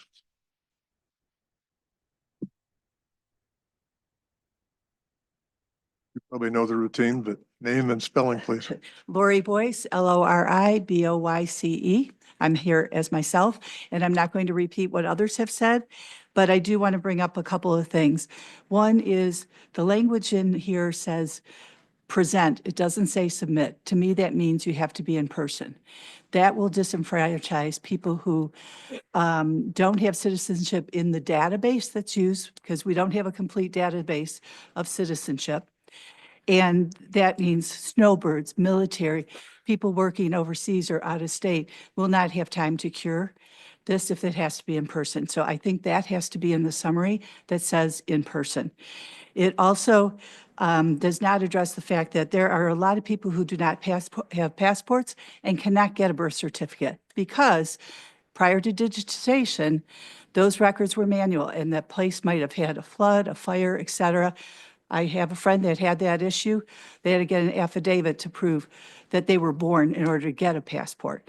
So that to me is another issue, particularly for people that are in areas that, for older people. This also does not address the personal data issues with respect to having to provide your data on absentee ballots that are returned, both in the mail and at the absentee counting board. Thank you very much. Okay. So you know how you get an envelope to return your absentee ballot? On the outside, you sign it, but you don't provide information like your social security number, digits, et cetera. So if that's on the outside of that ballot, that's for anybody that processes mail can see. And then in the absentee ballot box, the counting board, they have to verify that data. All those people are seeing your data, not just the person at the clerk's office. So that's a concern. Yeah. And so I think that needs to be disclosed as well. Thank you. Thank you. Mariah Bryant?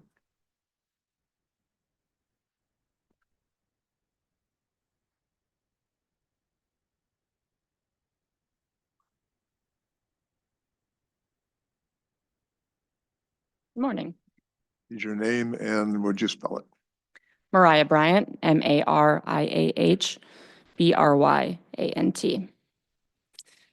Voters Not Politicians is a champion for the right of Michigan voters to make political change through direct democracy. VNP led the grassroots initiative campaigns that ended gerrymandering in 2018 and expanded voting rights in 2022. We are here today to protect the integrity of the ballot initiative process on behalf of Michigan voters. The 100-word summary submitted by the Committee to Protect Voters' Rights is neither true nor impartial in how it describes the proposal. It hides the fact that eligible Michigan voters will face tremendous difficulty obtaining the proof of citizenship documents this proposal would require, and that there is no clear path of how to prove your citizenship if your birth certificate doesn't match your current legal name. You will not find the words marriage license in this proposal. Failing to include this vital information, regardless of whether this proposal allows for hardship exemptions, prejudices potential signers in favor of the measure. The Bureau of Elections version is fatally flawed for the same reasons.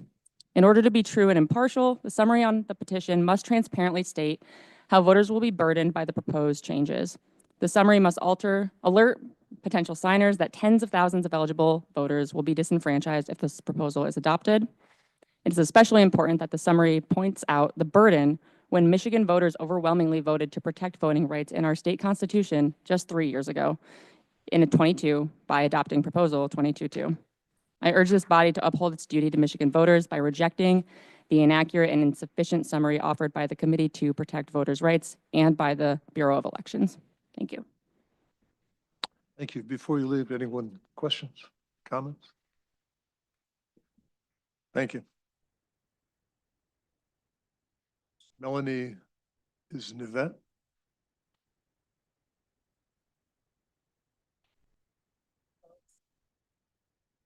They usually call me Niblet, so that was darn close. Thank you, Melanie Nivelt, and I'm here for myself. However, Would you spell your I name will, as well? NIV, as in Victor, ELT. I support this constitutional amendment to require voter ID. And I think one of the good things is the citizens, it's not widespread. We have 84% of people that do support voter ID. So it's a bipartisan thing that I do think we need to get behind. For the IDs, a suggestion that one of the election integrity groups had was to have clearly stated citizen IDs done that are separate from, so when you have a driver's license, now that we have our real ID and the enhanced real ID, this would be on there as you are a citizen, somehow a marking on that to know that you are a citizen, you've been verified. So when you show that. Also, one of the, because I know that there's been so much discussion on how you would do things and how the Secretary of State would do this and that. There are guidelines out there that have already been written that I would love, I will send to all of you that clearly helps, especially with military and people that are living overseas. There are very good legislations that are already written for that, that I think would help this group. So I will email that to all of you if that's the appropriate thing to do, or is there one person I should send it to? No, if you'll send it, I think you Okay. can get the email address for the board Okay. from one of the folks in the back. And yes, I think that would help immensely. And thank you. And I know it's Good Friday. Happy Good Friday, everyone. And what better place to be, I guess. I don't know, but thank you. Thank you. Kimberly Walton.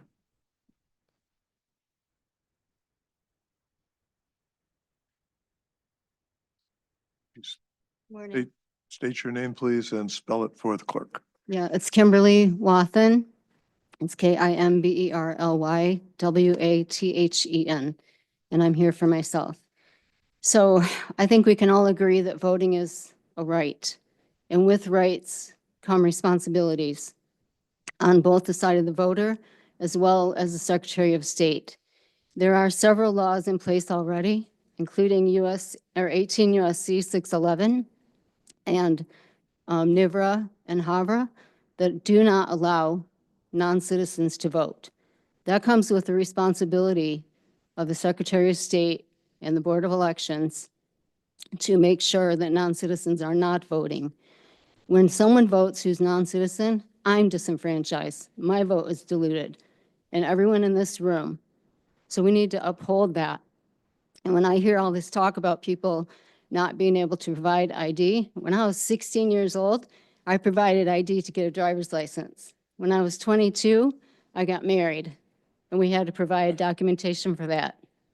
And when I got divorced, when I got married and I got a voter ID and I had to change my name, I did that. I took responsibility, and everyone needs to do that. And all these people who are, quote, rural and saying they can't do these things now that the internet is in place and everyone has access, I think that's a non-argument. It's a non-starter, because I guarantee you they do other things to get resources to themselves, including groceries, or they get to the grocery store. So there's no reason that they can't provide documentation of their citizenship. Thank you. Tom Nemchek. State your name and spell it for the reporter. Tom, excuse me, Tom Nemchek, Thomas, Thomas, last name is Nemchek, Nemcek. And I am here on behalf of myself as a certified election inspector for many years. I have worked dozens and dozens of elections, primarily in the absentee voter count board. And I will tell you that this legislation this ballot proposal is much needed. There is no verification that happens on citizenship, none whatsoever. Also, if you look at the Secretary of State's website, one of the sources of identification is a student ID. It's interesting that the person who was first identified as a non-citizen voting illegally in our elections was a student, probably presented student ID in order to vote. That does not prove citizenship. We need a closed system where we recognize people who are citizens who should be the only people allowed to vote. Happy to entertain any questions. A question for you before you stand down. You raised the point about the student IDs, which was something that kind of going around here a little bit before. Do you think that there should be something in place where a university, an accredited university or an accredited college, as part of their registration process for their students, verify citizenship? Absolutely. If we are going to continue using student IDs to vote, okay, as a reference point, Absolutely, there should be a designation that this is a citizen or a non-citizen voting. We do have a huge number of non-citizens at our universities today. And my point, by the way, was not to throw gasoline on that fire and add another restriction. My point is that universities and colleges with the right process do you think they could be a place where if you have a student ID, it qualifies as, If we want to continue allowing student ID to be the identification used to vote, I definitely think there needs to be identification if that is a non-citizen or a citizen voting, or a student, rather. Yeah, but currently, the requirement is for photo ID to vote. Isn't that clear? Unless you No, submit an it just says affidavit. student ID. A lot of universities do not have a photo picture with their identification. They simply have a card that says, I'm a student. Current law requires photo ID. Yeah, so the identification for voting purposes has to have a photo. So you can use a student ID for photo ID if it has a photo. It doesn't But specify that on the currently- SOS website, though, I will tell you that. Well, the law for voter ID is that you have to show photo ID. If you don't have one, you can sign an affidavit. That's Correct. not about eligibility. It's not about citizenship. It's about identity. So that's what photo ID is about, and that's what's in our law right now. thank you. Thank you. Tracy Pease.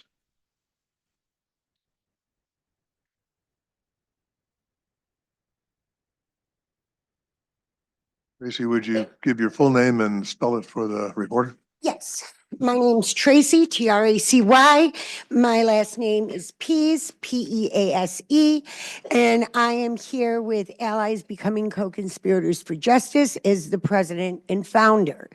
Let's call this for what it actually is, shall we? It's blatant voter suppression. In 2022, I was the state outreach director for an organization called Vote Riders. My job was literally to get birth certificates as well as name changes for people who didn't have them. Now, to get a birth certificate, it costs anywhere from $30 to $100. That's a fact. It's not an opinion. That's what it costs. To go ahead and get a photo ID, which they're saying if you have a hardship with, well, a photo ID at the Secretary of State is $20. It's the documentation that you need to get that photo ID. And in 2022, you had to have a birth certificate, you had to have a social security card, and you had to have proof of residency. Now, here's what's really interesting though. To get a photo ID at the Secretary of State, like I said, you have to have a social security card. But to get a social security card, you have to have a photo ID. So there was a loophole that said that as long as you got a letter of ineligibility from the Social Security office, you could take that to the Secretary of State, use that in lieu of, and then you get your picture ID, and then you would go back to the Social Security office with that picture ID to get your actual Social Security card. In a time where people are struggling to get groceries, who's going to go ahead and spend $100 on a birth certificate? Because in the city of Detroit, here, and I know this because it happened to me, if you were born before 1978 in the city of Detroit, your birth certificate is no longer in the state. It is at the Department of Vital Statistics in Knoxville, Tennessee, and I know this because I was born in 1971. So, as I am seeing the people that are behind me and the people that are in front of me who look like me, nobody is worried about me going out and voting. No, they're worried about the 92% of Black women that go ahead and drive Michigan's Democratic vote. This is voter suppression. Thank you. before you leave, what's the name of your organization, Allies? ABC for Justice, or Allies Becoming Co-Conspirators for Justice. You're welcome. Dr. Tarver, it's your turn.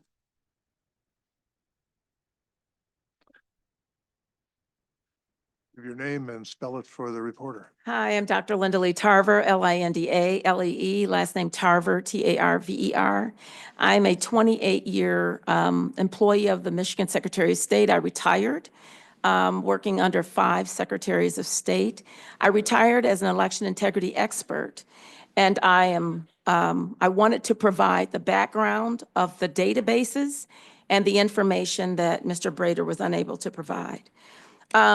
The motor voter law started in the 1970s under Secretary Austin. Every driver and ID issued at the time, which required a driver's license, a birth certificate, and some form of identification, was moved into the qualified voter file. So motor voter, qualified voter file. After 9/11, Secretary Miller strengthened the ID requirements to ensure that only U.S. citizens were provided documentation. We strengthened that under Candace Miller and Terry Lynn Land to do Social Security online verification, to do online verification of birth certificates, to work with MDHHS, and to also work with other governmental entities to do electronic verification. Under Secretary Johnson, we were to implement Real ID for citizenship. In order to do that, we wanted to make sure that individuals who were here legally present were identified separate than U.S. citizens who were here that had already shown their birth certificate. And so you have a legally present limited term license that is issued. Those limited term licenses and identifications are not supposed to go into the qualified voter file because they have not shown that they are U.S. citizens. That is the truth, and that is some information. As it relates to the driver license and the women who have it's a farcical lie that you cannot verify someone's previous names. In the qualified voter file, the driver license has, because the driver license and the QVF are supposed to be in sync. You have previous names. My previous names are in there. I don't have to show identification anymore. And you have aliases in there. So even if you had 2 IDs at one time, your alias would be on the driver file and in the QVF, and your previous names, previous married name, whether you've been married like 5 times or more, all of the previous names are put into the qualified voter file along with your identification for your birth certificate, your Social Security number, online verification, and any INS numbers are also put in there in the driver license file, but not in the qualified voter file. And I am not sure what changes have taken place, but people, I'm just telling you, the lady who was here, do not speak for Black women. Black people are able to get a license. And we have currently, under the Secretary of State, under the law, when I left, current law provides free ID. Free ID for poor and hardship and those under disabilities are able to get a free ID, but you still need to provide documentation. When you come into the Secretary of State's office to get an ID, to be placed in the qualified voter file, you must show some form of birth certificate or INS documents that would put you in either a limited term, but legally present, or it'll put you in as a, quote, we have validated the birth certificate and we have your birth certificate number and your Social Security number that can be easily transferred to do the SSOLV, Social Security Online Verification. So the Chinese national that presented himself to vote in person and register in person should have been checked for citizenship.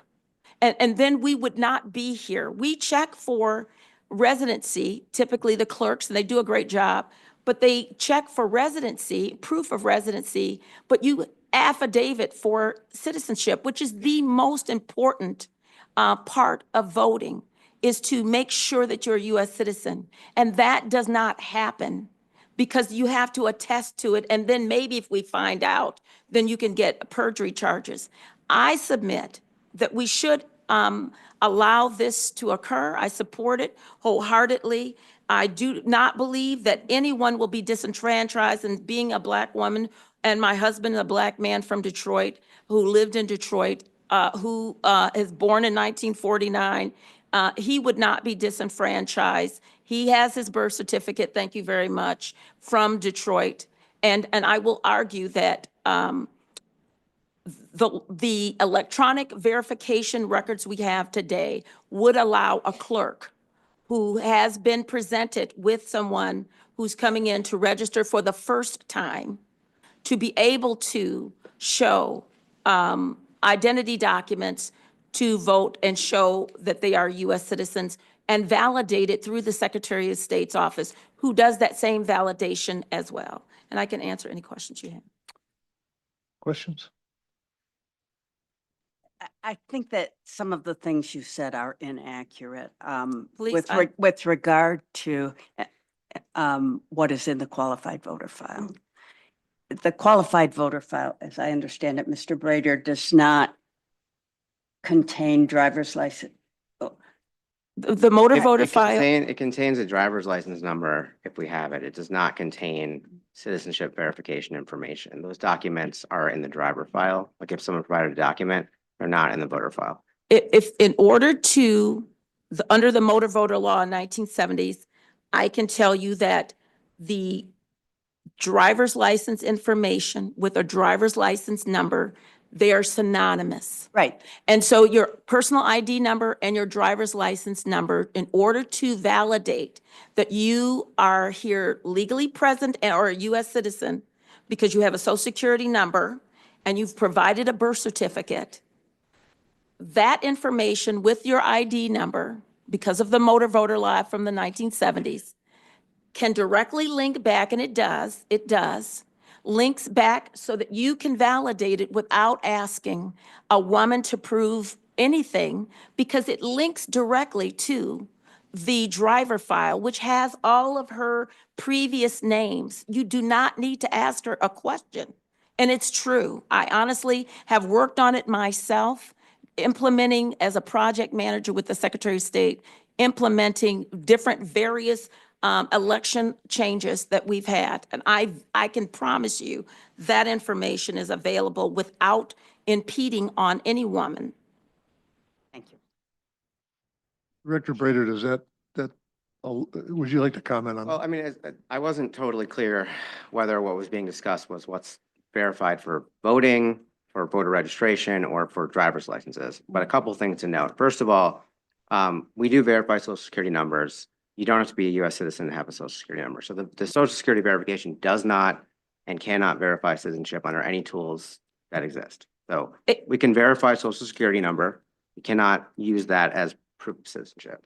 In terms of what needs to be synced up with the driver file and the voter file, it's absolutely correct that those files are synced up, but not all the information that's in the driver record is in the voter file. And there are specific protections for a lot of the information that is in the driver file, and including the documentation that was shown for citizenship because of the Driver Privacy Protection Act, which is a federal statute. So yes, you can compare the databases, like our voter file and our driver file, but any election inspector, clerk, et cetera, doesn't have full access to everything that's in the driver file. But just so you'll know, under Social Security online verification, it tells you whether this person has a Social Security number that was issued by INS or that was issued by the Social Security Administration. That is true. So we know, based on the Social Security number, whether you're here as a temporary worker provided with a Social Security number, or you are a U.S. citizen provided with a Social Security number. That is the truth.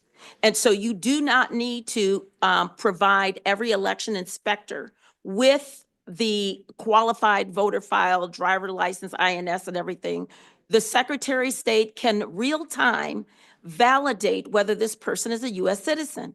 If they say John Doe, the license number and ID number. It can go to the Secretary of State. It can read from the driver file whether they have a previous name, whether they have an alias, or whether they have a social security number that is a U.S. citizen social security number, all of that, and a birth certificate. They don't have to provide that information to the clerks or to the election worker. They just need to provide it that, yes, a code that says, yes, this person is a U.S. citizen, and that information is readily available from the Secretary of State's office. I hear Director Prater, that's a system that doesn't exist today to make that validation. So social security numbers, we do validate. They don't prove citizenship. That's why you have to provide a document when you're getting a driver's license. If they could Correct. just run the social, then presumably it wouldn't be necessary for people when they're getting their driver's license to show documents. In terms of like the connections, as I said, there is a lot more data that's in someone's driver record than is in their voter file record. And there are protections against the data that's in the driver record being used for purposes outside of what's required under federal law. So it may be possible theoretically for anybody to have access to everything that's in someone's driver record in a searchable database, but that is not a functionality that currently exists. And I'm So not for people who are- proposing that you give every election worker access to the driver file. I'm saying that for the concerns that have been raised here, the Secretary of State has all of the information to check which person has been naturalized or in it limited term. If you are issued a limited term driver's license, which Mr. Brader knows that we issue them to citizens here temporarily, they should never go into the qualified voter file. They are not U.S. citizens because they have shown only limited term presence here in the United States and especially in Michigan. So those limited term people, if you have a driver's license number with a limited term person, then they should not be issued a license. If they are naturalized or issued a ballot, if they are naturalized and they show naturalization papers, they will become, that naturalization numbers would be included. I'm suggesting that because the data is there, and I'm not trying to violate DPPA, I'm telling you that a single query to the Secretary of State's office on, is this a U.S. citizen? Just a single query, whatever you want to do, with a social security number that has been validated, with a birth certificate that has been validated, and make sure that they are not limited term. You can just say, yes, this person is eligible to register to vote. And so when it comes to re-registering at an address before, if you have shown a birth certificate from the United States, you should not be required to do so when you re-register. That is ludicrous to even think so. But if you've already shown this information and you don't want to go through and you've changed your names, it is already in the file.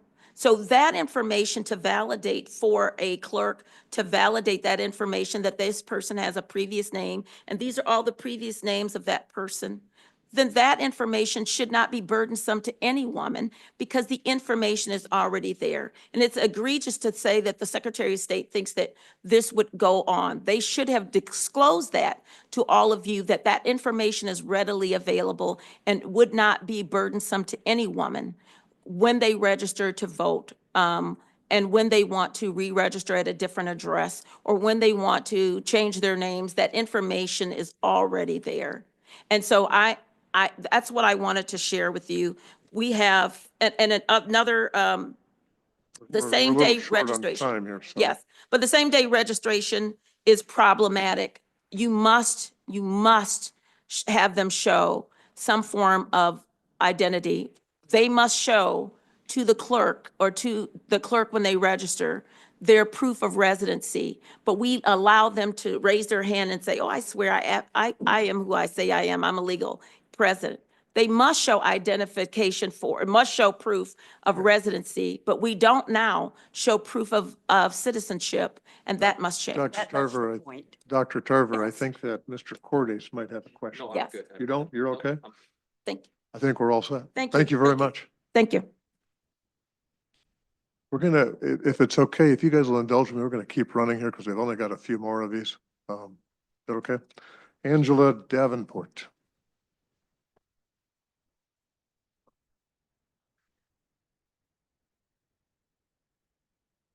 Davenport, if you would state and spell. Yes, absolutely. Angela Davenport, Angela Davenport, Davenport. Good afternoon. My name is Angela Davenport, and I'm the Executive Director of a nonpartisan voting rights organization committed to ensuring every eligible Michigander can participate in our democracy. I want to lift up a group that has often been left out of conversations around implementation, but who will disproportionately be harmed by this proposal. Formerly incarcerated individuals, people experiencing homelessness, and people with literacy barriers are people we work with on a day-to-day basis. This amendment would impose new, unnecessary burdens on communities that already face steep barriers just to live, just to participate in daily life. And it's estimated 80% of returning citizens exit incarceration without a state ID, social security card, or birth certificate, the exact documents this amendment would now require to register to vote. So people experiencing homelessness often don't have secure storage for documents, access to transportation, or the ability to even meet unrealistic deadlines. So the so-called hardship exemption, it's vague, untested, it leaves too many people behind, and in practice functions as a poll tax. I just want to be clear that this is not about protecting our election. It's about creating new barriers that would silence voters who are poor, unhoused, or returning home. It says voters must show a birth certificate, passport, or other document, but doesn't explain what qualifies as other.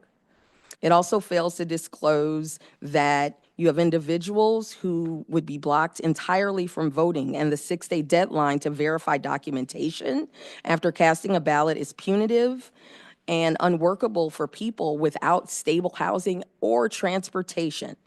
This proposal would undo constitutional protections that Michigan voters passed 2 years ago. So I just wanted to say that the summary is incomplete, misleading, fails to reflect the true scope of the harm that would be caused to so many people that we have not lifted up or talked about today. Questions? Thank you. Lisa Heil.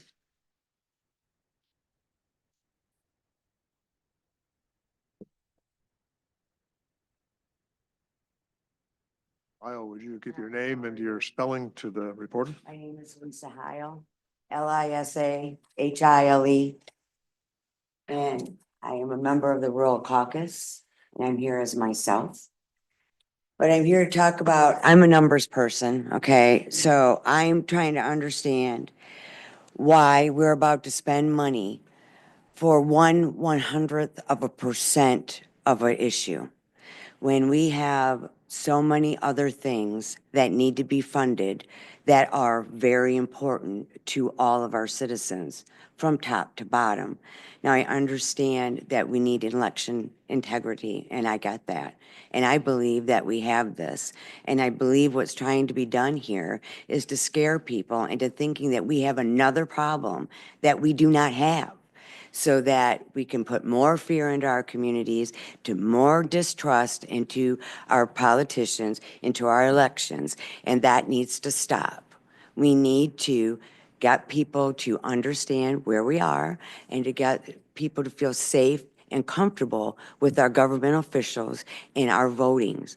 So in saying that, why are we spending this much money that's about to be spent for what our own statistics in our state show our problem is 1/100%, when we have a lot of other problems that need to be focused on and money needs to be going to.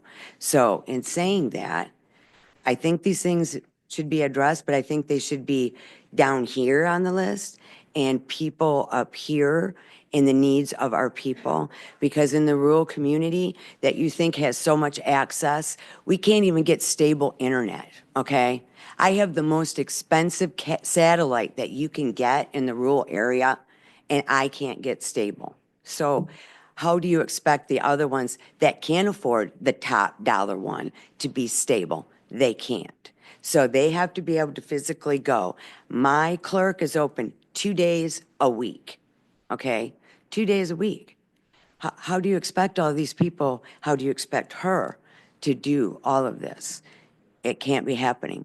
So I'm here to say this needs to be tabled, and you need to focus this money and this energy into helping the communities so they are not in so much fear and anxiety of what is going on in the world. And that's the leadership. So that's why I'm here. Thank you. Thank you very know, much. Just to play off your comment, just so everybody understands, we truly are not here to decide whether this is a good, bad, or whether this is something that even should be considered. We truly are only here to talk about, does the 100-word summary represent, and does the paper It does form not. as it's The been. 1/100th, what this statement says, No, I it understand what you're scares saying. people. But the 1/100%, that should be in there. We're trying to fix a 1/100th% problem.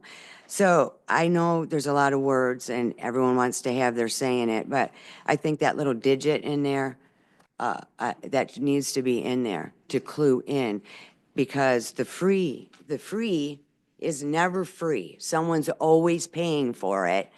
I don't know how you guys were raised, but that's how I was raised. Somebody's always paying for it. So that's the taxpayers. So the 1/100% problem that you guys were trying to fix in this needs to be put in there so people understand it's a 1/100th% problem and not a 100% problem. Thank you for your, Thank thank you you. for your time. We're good? Shelley Lake.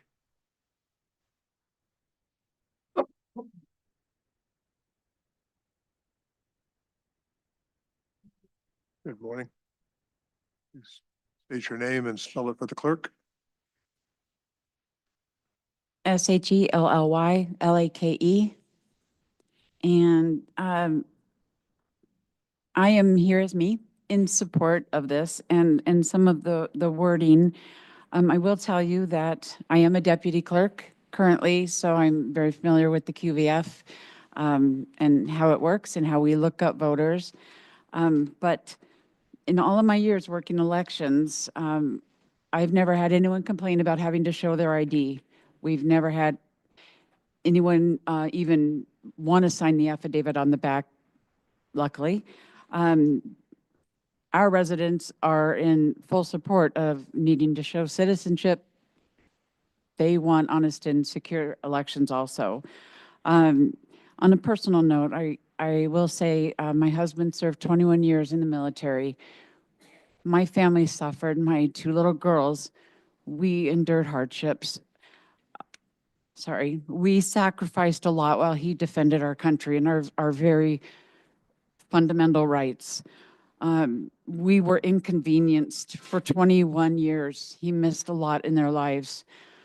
Our military members, some have died defending these rights, one of them being the right to vote.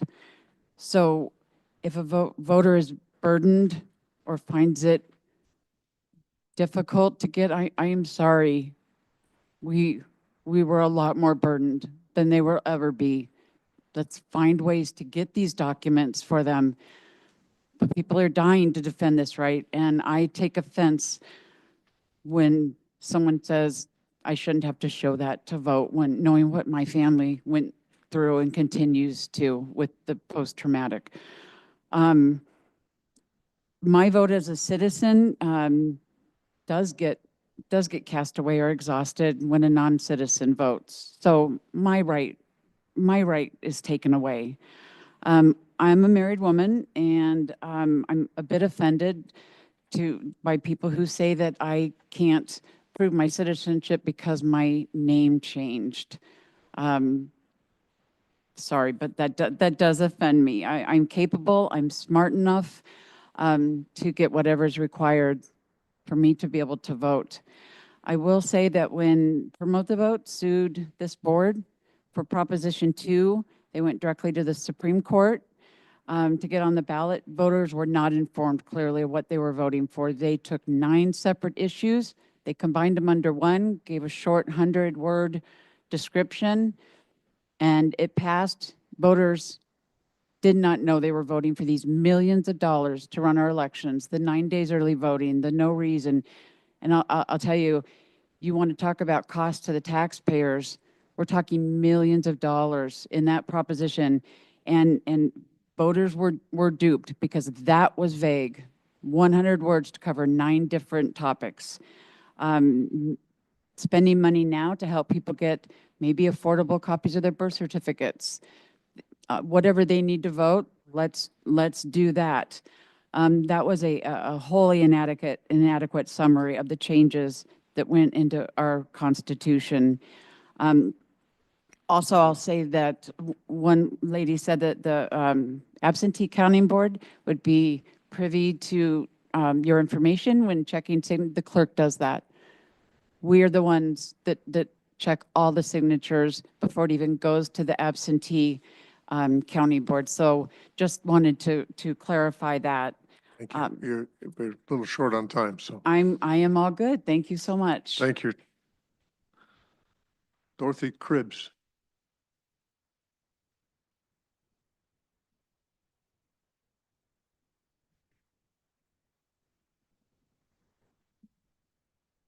Hi, I'm Dorothy Cribbs. Excuse me. And I'm an, Oh, your name, oh, please, for the clerk. yes, Dorothy, and Cribbs is Cribbs. I'm an election inspector and I work the electronic poll book when I'm working elections generally. And the QVF can show a question on verifying citizenship. And that flags that voter as needing to somehow verify their citizenship. And generally that's if they didn't check the box on their application. As an election worker, you don't have a way of doing that. So I do appreciate everything that's said here. I do think that the wording of the 100 words, I think is good. I thought Mr. Brader did a pretty good job on that. I did bring with me, because I looked this up, and I didn't bring copies for everybody, but I have here, it states, can non-citizens apply for a real ID? And the answer is yes, and it can't be used to verify citizenship. Unless we put something on our real IDs that says, you know, non-citizen or something on it, which I would highly recommend. I mean, I just think that that would help us immensely. I do have the application for the enhanced ID. That one you do have to provide proof of citizenship to get. I have a copy of the voter application, registration, and that you don't have to prove anything with that. And I brought the real ID one, which again iterates that you can have a legal presence and not be a citizen to get a real ID. So I think that Dr. Tarver did a great job, Mr. Nemchek, in explaining what we do. And Ms. Lake, she said that this does increase what we have right now with the 9 days of early voting, astronomically increase the burden for the clerks and trying to get paid for that. A lot of people in rural areas have not gotten reimbursed. So that is something that should be taken care of. And would you like, I brought one set of copies if you would like Or these. you've got one copy and there's 4 of us, so. You can pass it and share it, You but could always scan them and email them to us if you'd I like. could do that. And I That would can be do that appreciated. for you. Thank you very much. Now, I have a question. Yes. Does that provide for an enhanced real ID or an There enhanced is- driver's There license? isn't an enhanced real ID. There is a real ID and there's an enhanced. It's not a license or ID. There isn't an enhanced real ID. There's not. There's not. Technically, it's an enhanced license or ID, or it's a real ID. Right, so that was my question. So you can get an enhanced driver's license, Right, and that but would you prove. can't get an enhanced real ID. Right, There's just that is one correct. real ID. So I, instead of getting an enhanced ID, decided to just go full out and get a passport, but that's, I'm able to do that, so. I Thank you. skipped a step. Alexander Garcia.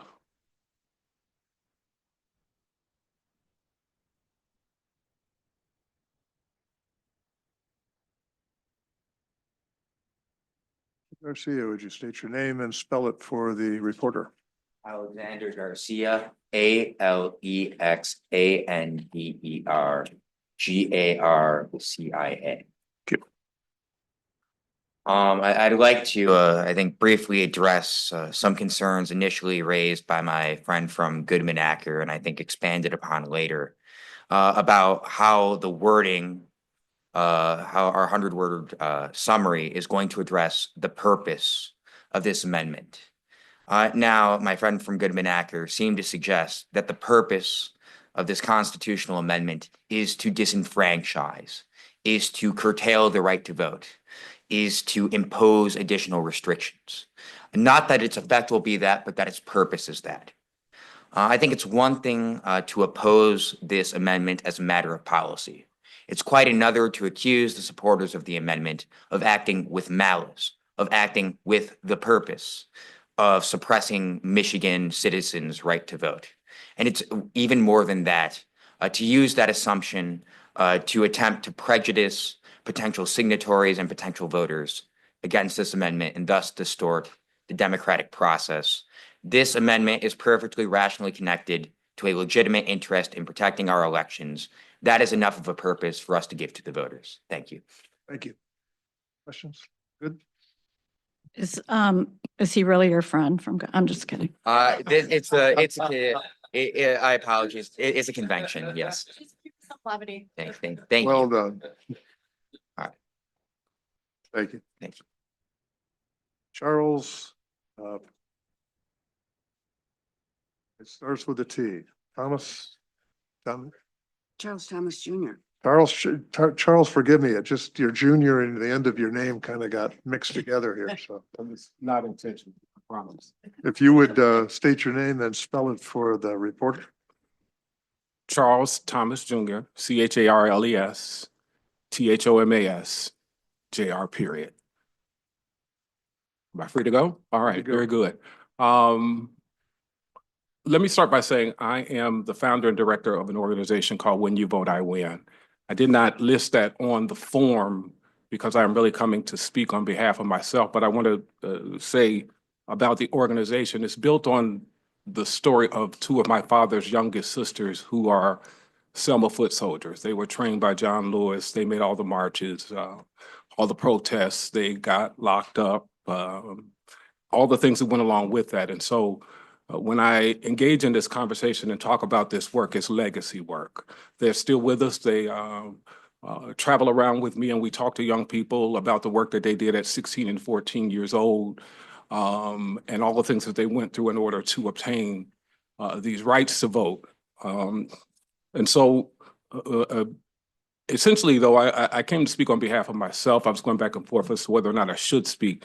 But as I heard the conversations, I felt like I should.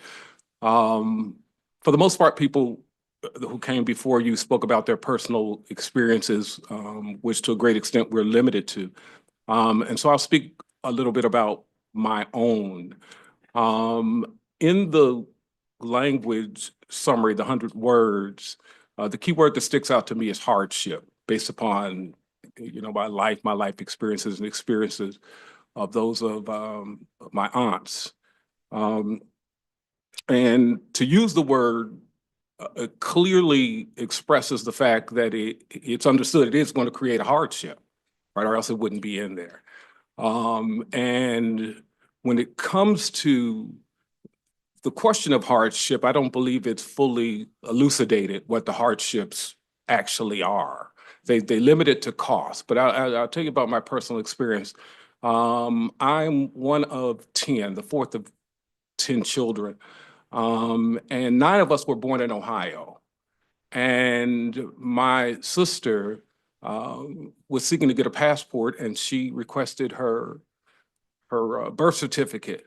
And when she got it, it had my father's name listed as her name and her name listed as his. And it was months before she could get this corrected and apply for a passport. I requested my own birth certificate, and I'm a junior. I love the fact that, you all asked me to spell my name. On my birth certificate, I found that my father's name is spelled Charley. My name is spelled Charlie. On my license is Charles. I got a passport, Charles.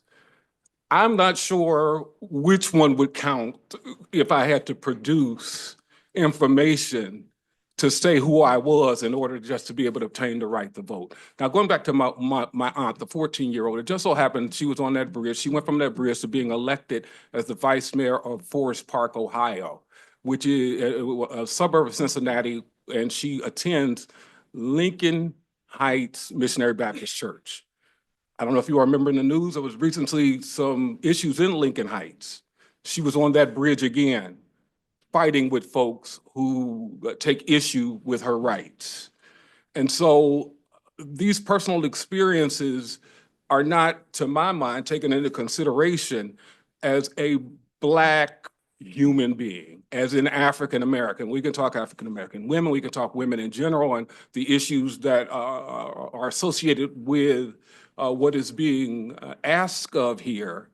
But we are not, to my mind, fully looking at the experience of African Americans in America who have issues, if you go back just a generation, with the way that records were kept. My records are, excuse the term, jacked up, right? And so I think that as we consider these issues, we need to consider the real life implications of the months that it took my sister to get her records correct. When I took my father's death certificate to the Social Security Administration, and they started looking at it, they told me? You're gonna have to change your name. That's what they told me. The reason why my father's name was changed in the first place is because when he joined the Army, and I'm a veteran as well, so I get the veteran experiences expressed here and the sacrifices that went along with being a 17-year-old in Cold War Germany, right? As a Black man.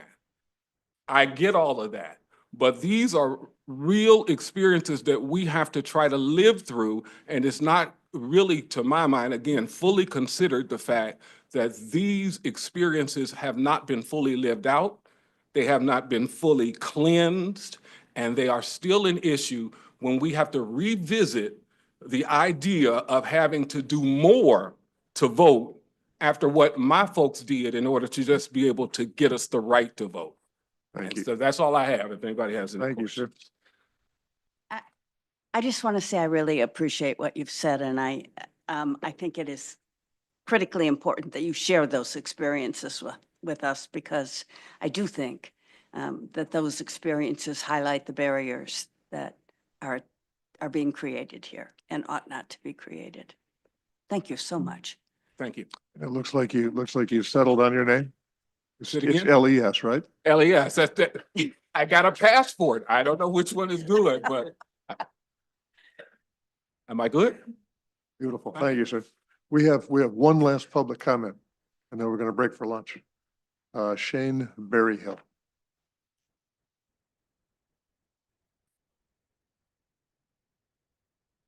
Good morning. Berryhill, Afternoon, good morning. actually. Hello, everyone. My name is Shane Berryhill, ShaneBerryhill. I am an 11-year veteran of 2 different military branches. I have voted twice while I've been overseas.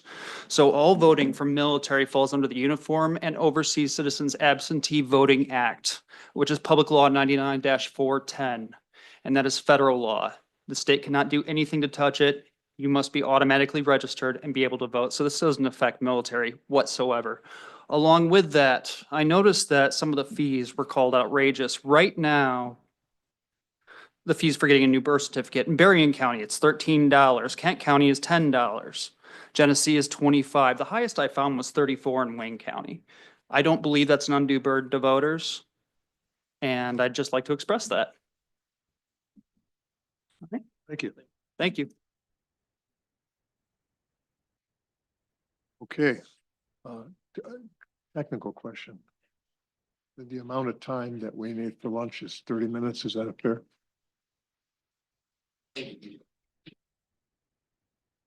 What do you find? Am I rushing you? Okay. You're right. You're right. No. Okay, so we're going to take a recess. We are going to recess for lunch for 45 minutes. We'll be back here at 1:15.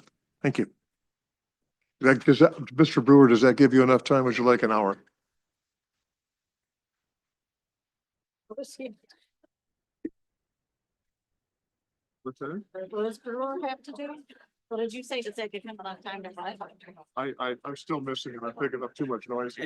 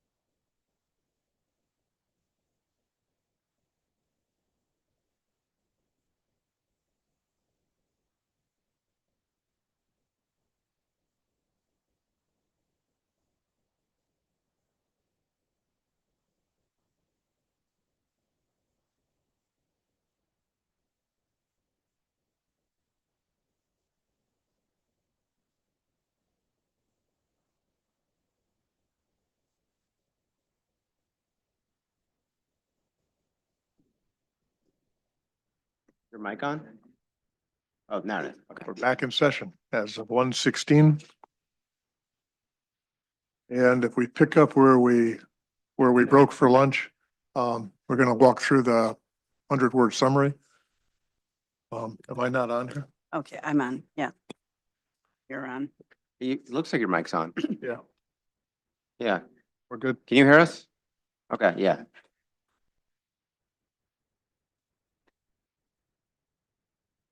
Mr. Brader, I think if we start with the 100-word summary that you prepared. Sure. Yeah, so if I could, I'll just briefly state kind of just a process point here. So the 100-word summary of the purpose, the sponsors of petitions, they're not required to have me prepare and you approve a summary. They can use their own. Most petitions choose to use this process because the benefit of it is that if I prepare and you approve a summary, then the board cannot later consider a challenge to the petition on the basis that the summary on that petition was misleading. So that's why most of the time organizations choose to do it. One other point is that if it goes through the process, they get enough signatures, et cetera, the 100-word summary on the ballot does not have to be identical to the summary that's on the petition. They're often similar, but they're not required to be the same.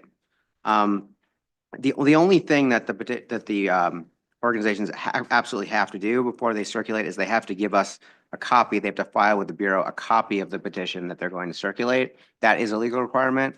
But the 100-word summary, as approved by you, prepared by me, and approved by you, is something that is optional. I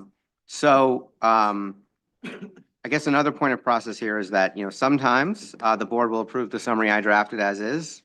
I'm a huge fan of that, but when it doesn't happen, that's fine too, so we can go through the process, and if the board wants to talk about changes to it, I can prepare with help from staff, I can prepare different versions of the summary, and if the board approves those, that's perfectly fine. In terms of the, I guess there were a bunch of comments that were very helpful, I thought, throughout the discussion today, and also what I had received earlier when I posted it to the public. A couple of just reference points is that we do have to limit this to 100 words. Numerals do not count as words, and hypercoordinated compounds count as one word, not two. But we do have to, we are limited to 100 words, so that obviously creates a lot of challenges.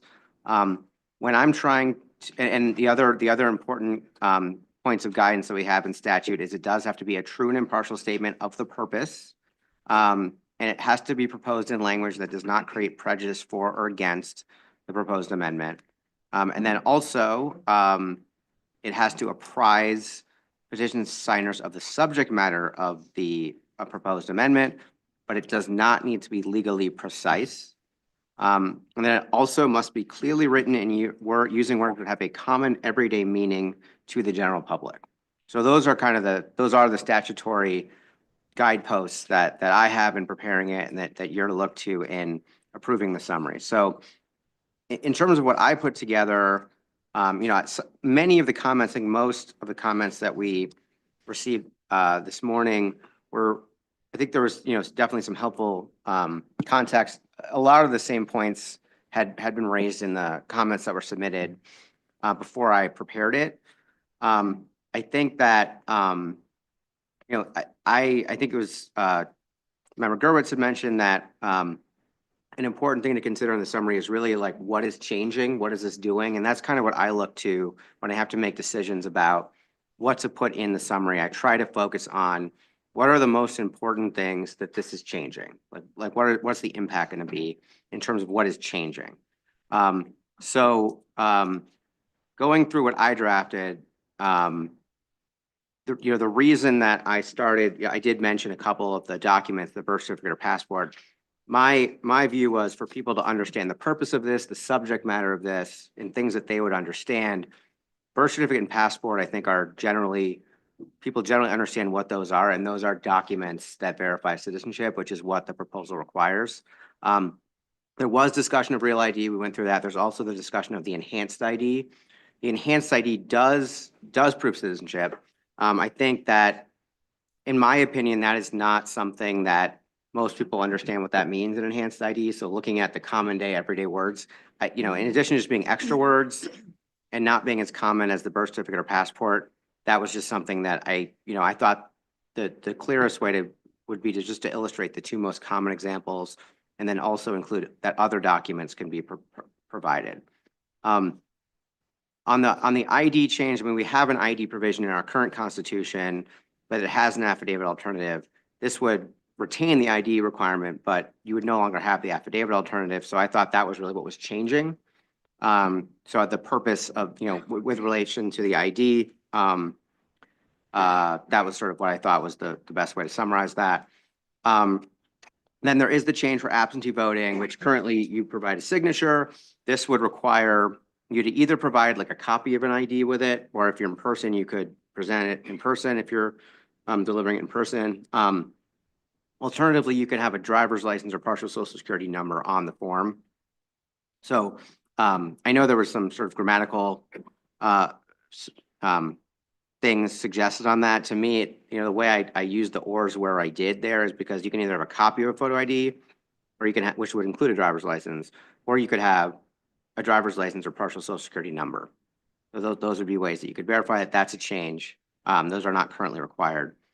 There was a lot of discussion about the review of the sort of the voter rolls. I agree. I think there was general agreement that there would be things that would have to be determined later on in terms of the review of the process. There were different, there were some different points that were raised about how that review could occur.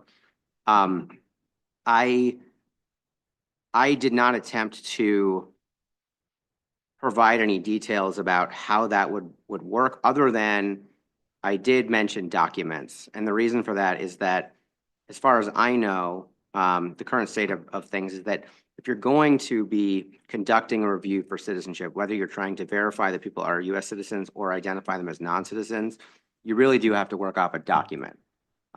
Because the way that, again, one, because the law is would require providing documents to register. And the flip side is if you're trying to verify that someone is a non-citizen, the processes that can be used are based on the documents you have. So when you go through, for example, the federal process that was referenced, it's not a process of just like taking the voter rolls and bumping them against another list. Like, it's not a big database comparison.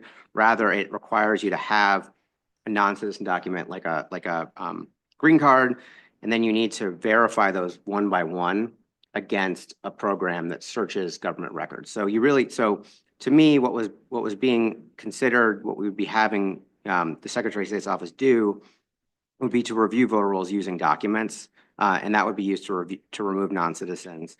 And then also on the flip side, if there's documents that show someone is a citizen, then that could be used to verify their citizenship. But again, it would be the Secretary of State using documents to verify that. So I did kind of combine those two aspects of the proposal: Secretary of State verified citizenship document, and Secretary of State reviewed non-citizen document to remove the non-citizen from the voter rolls. Again, with 100 words, it seemed economical to put those together because they're similar processes. There was also a lot of discussion about, the effect this would have, what would happen when people did not show or did not present or did not have the citizenship documents or the photo ID, and how that would work with the provisional ballot. As I understand, as I read the constitutional amendment, what would have to happen is, if you don't have those documents, you'd fill out a provisional ballot, but it would not be counted unless you had those documents within 6 days after. So I phrased it that way, again, trying to save words, but just explaining the process that if you don't have these documents, your ballot is prohibited from, it prohibits counting your ballot unless you show those documents within 6 days after the election. And, again, I think the process that's contemplated by the constitutional amendment would be, you have to show, the documentary requirement is the same as it would be on election day, but you can do it after the election, up to 6 days after. So unless you do that, your ballot isn't going to get counted. And then the last thing that was discussed was like the hardship exemption. The constitutional amendment talked about the legislature, my language, I think, mirrors basically the way the constitutional amendment lays it out. It says the legislature shall by law create a process for an individual to claim a hardship in paying a fee for obtaining, and then it's about the documents at no cost. So I basically mirror that language, saying the legislature has to establish how this happens. I think one of the things that's always challenging with any, when you're talking about the purpose or the subject matter of the proposed amendments is how much detail you can get into when the language is general, and also when you're, there's always debates about what does purpose mean and what does subject matter mean when you're talking about things that might be changed by the constitutional amendment that aren't necessarily expressly in the language. There certainly was some commentary on looking at more detail about what would happen if people don't have the documents, difficulties they might get in obtaining the documents, and specifically on the issue of if your current name doesn't match what's on your documents. I didn't, in the number of words available, I didn't really come to a way of describing that in a way that I thought was going to really apprise people of the subject matter in a way that I felt that I could based on what's in the Constitution. And then when you get into that, I think depending on each provision, it can be sensible to talk about some of the things it does that are not literally in there. But the more you get into that, it just becomes challenging to make sure that everyone agrees that it's being done in a way that is true and impartial and that doesn't create prejudice for or against. So that's kind of how I came at it with the language. There are a lot of proposals we got from a few different people. I certainly open to considering some changes if the board members think that any of those proposals or parts of those proposals would improve it, or if there's other ideas that the board members have. But that's the way I came at it. Thank you. Thank you. I guess what I'd like to do is to just kind of poll each of my fellow board members just to get an idea of what your impression is. Are you on board with what Director Brader's prepared? Well, No. I thought I would save you. yeah. I thought I'd go in the easy way Right. there. No, I mean, I think it's pretty good, actually. Better than X my text, Jonathan.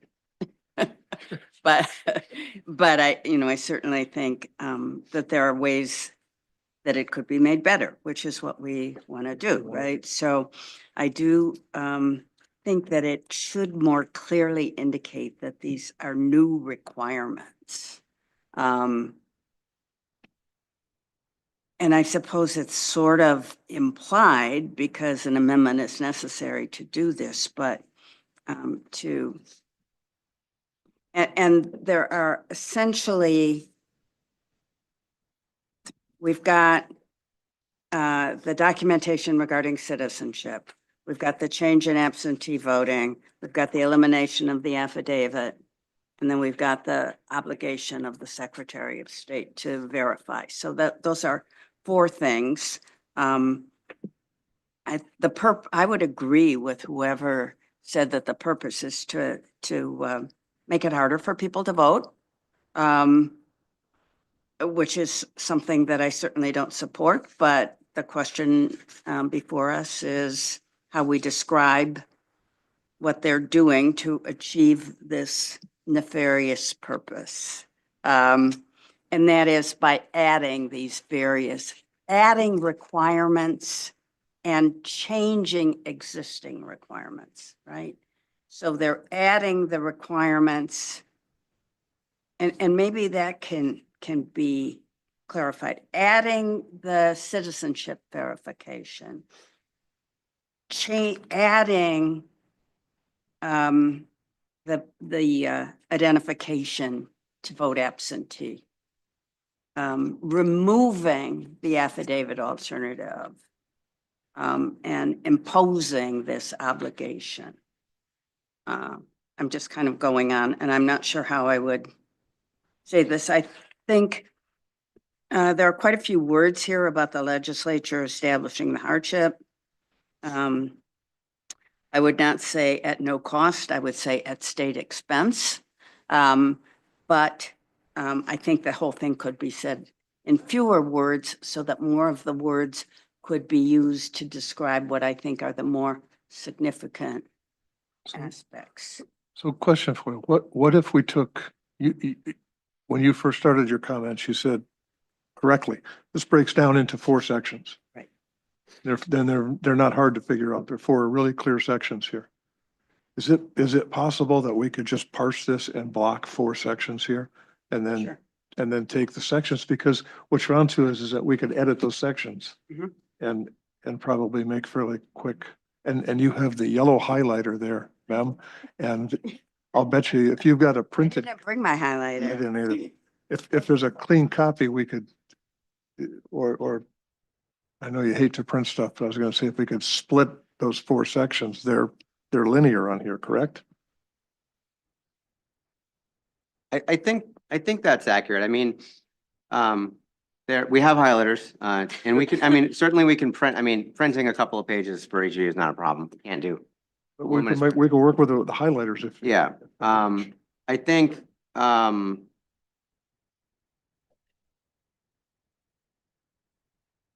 I mean, I think it could be broken into 4 or different pieces, depending on how you think about what each clause is talking about. There is, you know, to save words, I did combine a couple of things. So I combined the 6-day, thing that applies both to citizenship documents and photo ID. I did combine the notion of the Secretary of State verifying citizenship for some people that it could, and also removing non-citizens. But yeah, I mean, I think it could be broken up into sections. If the board feels comfortable that that's the way they want to organize, they want the summary to organize the information, then we can certainly do that.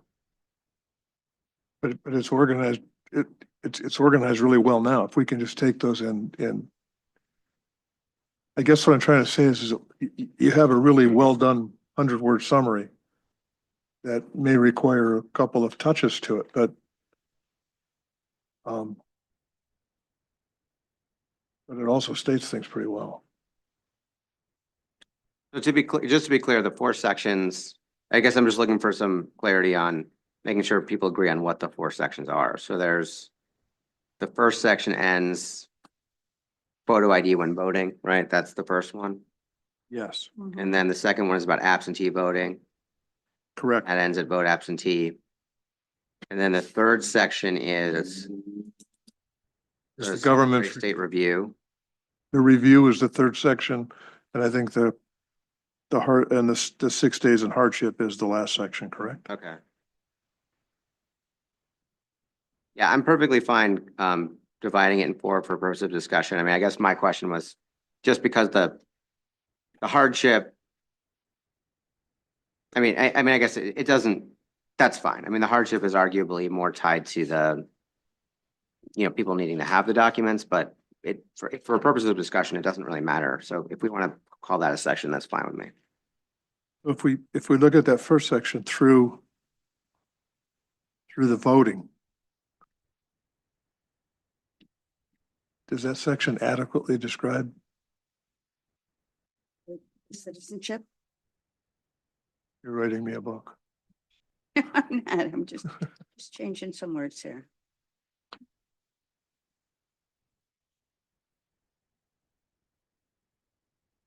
Four days, does that first section work for you? I'm good with the first. That's right. With the wording stays?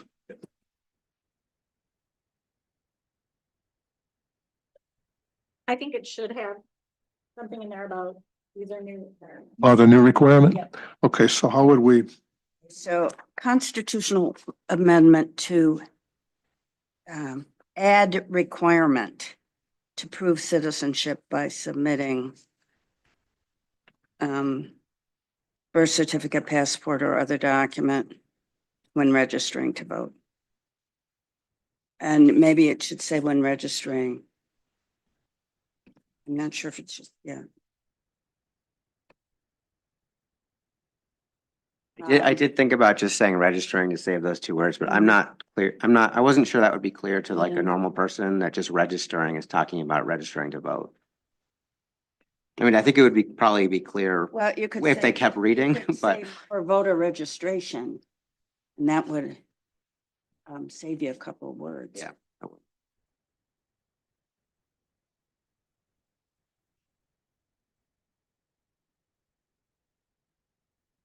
Verifying citizenship upon voter registration. Yeah, to prove citizenship or, yeah. By submitting birth certificate, passport, or other document for voter registration. Yeah. Eliminate affidavit alternative. That's good. And then add, instead of saying require, add photo ID. Are you striking without photo ID when voting? Eliminate affidavit alternative? For those without photo ID when voting. Yeah, yes, yeah.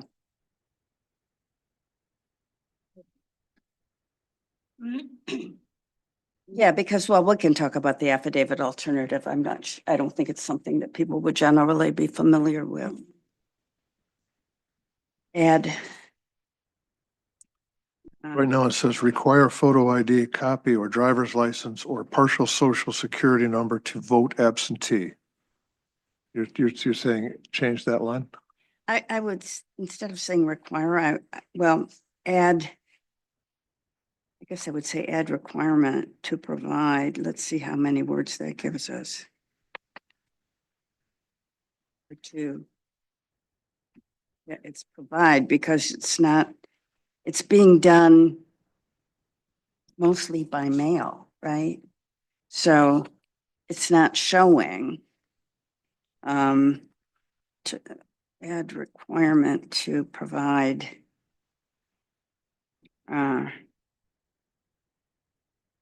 Photo ID. Did you do photo I ID? don't think you need to say copy. Do you think? Correct. You could take out I mean, you're not copy and you gonna could do send- photo ID, comma, driver's license, comma, partial, or, yeah. So you get rid of a couple ors and you get rid of the word copy. Photo ID, driver's license, or Yeah, the only thing I'll just flag on that is the reason I phrase it that way is it can be it can be a photocopy of an ID or an ID, which would include a driver's license. But then if you don't do that, you could alternatively provide a driver's license sure, number. okay. so we need an Or a social or security there. We number, can't. Yeah, people, okay.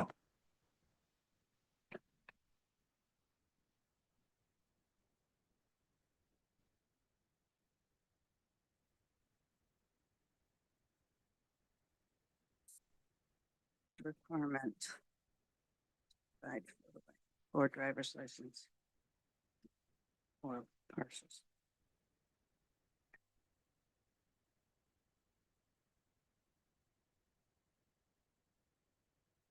Yeah, 14 words.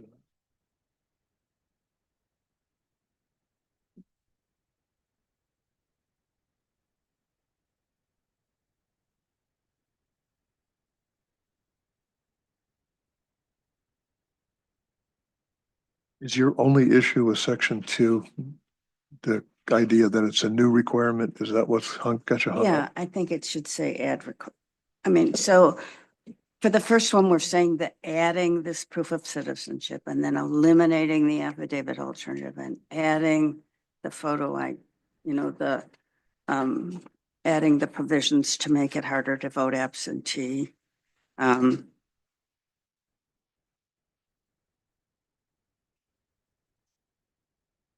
So adding requirement to provide photo ID.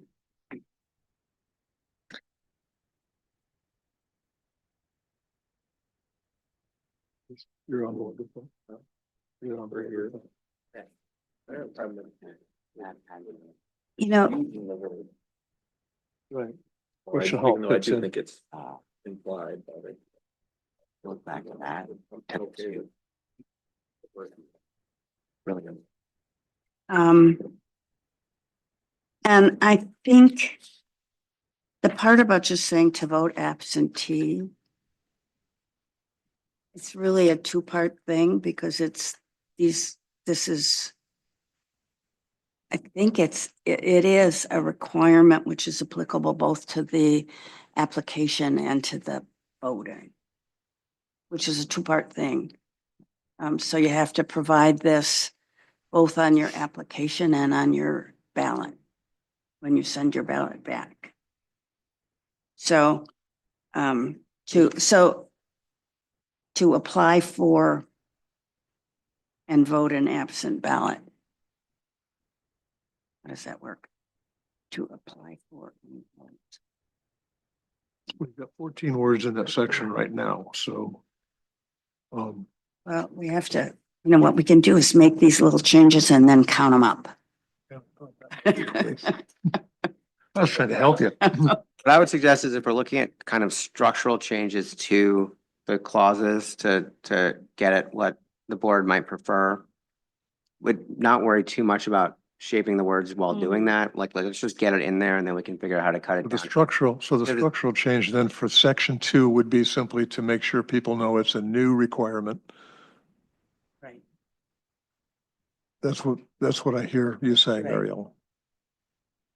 And comfortable with the, essentially just saying adding, Well, but using that as as our word to. say Yeah, new. add requirement. so structurally, it doesn't need anything other than highlighting the idea that it's a new requirement.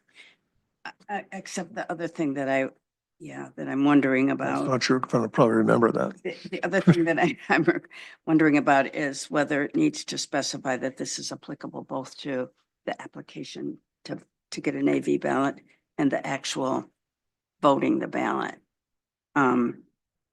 It is required for both. I tried to condense those by saying. Yeah, I know You you have to tried do to. it to vote absentee. Yeah, I just wonder if,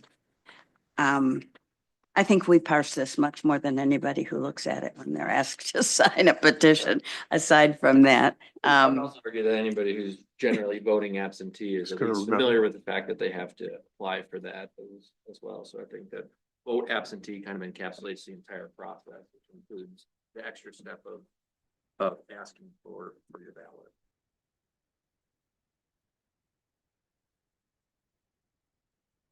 I mean, you could say, I guess, to receive or vote. I mean, you have to add words, but you could say to receive or vote an absentee ballot. That would cover the application and the casting of the ballot. Now, if we did Yeah. that, we'd have to cut some words elsewhere, but. Yeah. I think it's important because I know that when we've discussed absentee voting in the past in various contexts, people have real trouble. They really want to know if they're going to have to put information, which is more broadly available, because everybody's worried about identity theft. And the more people who have, even if it's your last four social security numbers or something else, people are not going to want to. I mean, I'm thinking about, I'm signing my signature on the ballot envelope, the return envelope. What else am I gonna have to put on there? And am I gonna want my driver's license number on there? No. And am I gonna want my social numbers? I'm not gonna want any of that on there. So somehow the whole AV ballot process is gonna have to change if this stuff is required. Do you vote AV? I have, and I agree. Um, But that potentially, that's within the context of what could happen, is that could be changing a process too, right? Yeah, I mean, that's obviously not in the That's constitutional not amendment, within the like, how we would context handle of what that, we're but I doing. mean, it potentially could lead to but in a terms- legislative yeah. change. But that's what's important because that's what I know people are, what I'm worried about. Everybody's worried about these things now, right? So. Yeah, so what were you saying, to receive and vote an absentee ballot? I think that's good.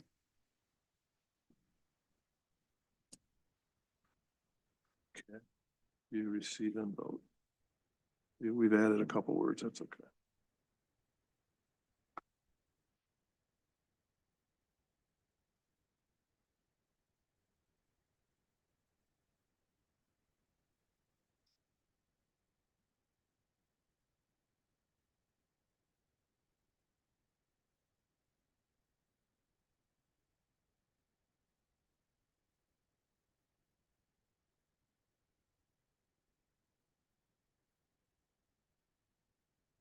The other.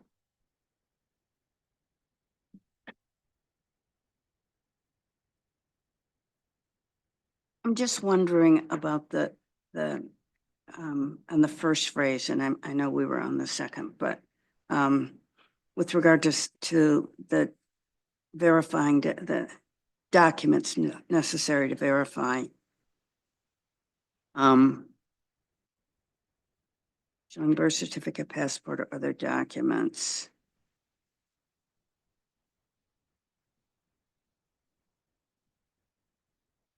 I really am concerned about the name changes. And I'm not sure how to get that in there. Let's. Because it's not a small thing at all. Name change. Yeah.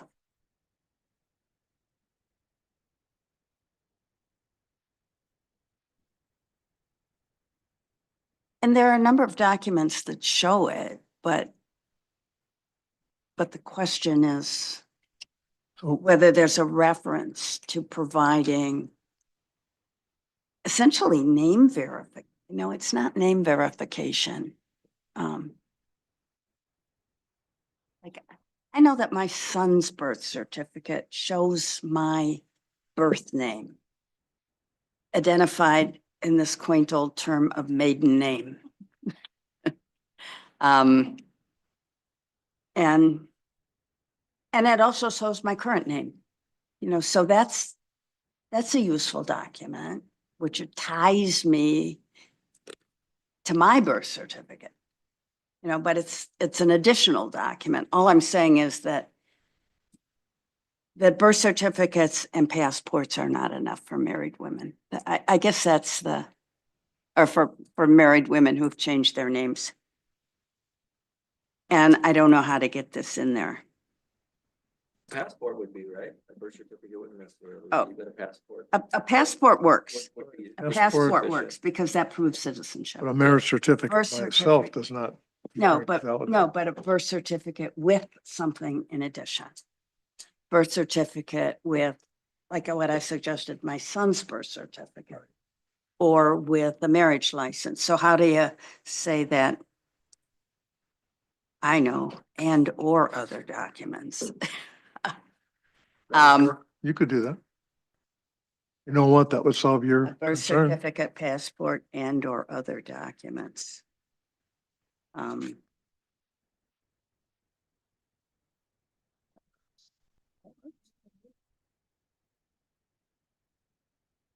Not being real specific, but okay. So if we put that into section 1, does that give, that handles the structural question of Yeah, I 1? think so. Add requirement to approve or verify. What do we like? And or other documents. To prove citizenship by submitting passport, by birth certificate, passport, and or other documents. I mean, the reason I use verify is because that's the language that's in the proposed Verify's constitutional amendment. fine. Proving is, verify is sort of more legalistic. Okay. Okay, eliminate out, okay. Add photo ID. Add requirements to provide photo ID, driver's license to receive and vote absentee ballot. Receive.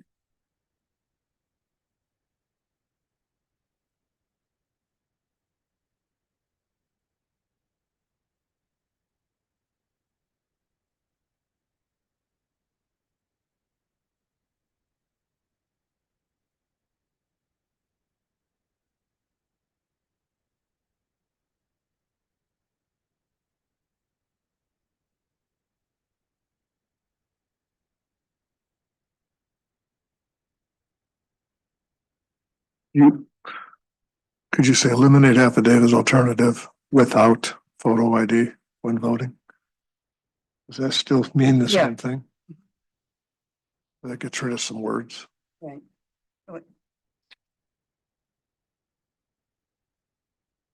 Wait, I'm sorry, what do you eliminate? That would be a little bit unclear. Because I mean, the way I structured it, I said eliminate affidavit alternative for those without photo ID. In terms of like the purpose, the subject matter of this, what I was looking at there was like, okay, right now, people who don't have an ID can sign an Sign an affidavit. affidavit. This would make it so they can't do that.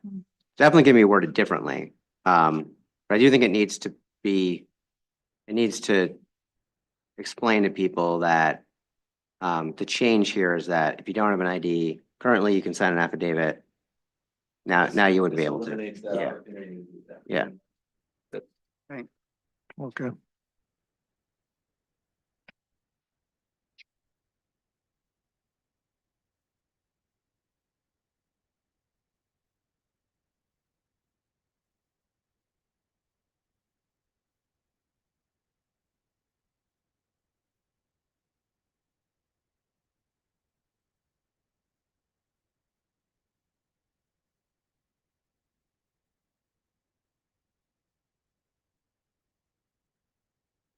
Why would my husband call me in the middle of? Did you want to take that?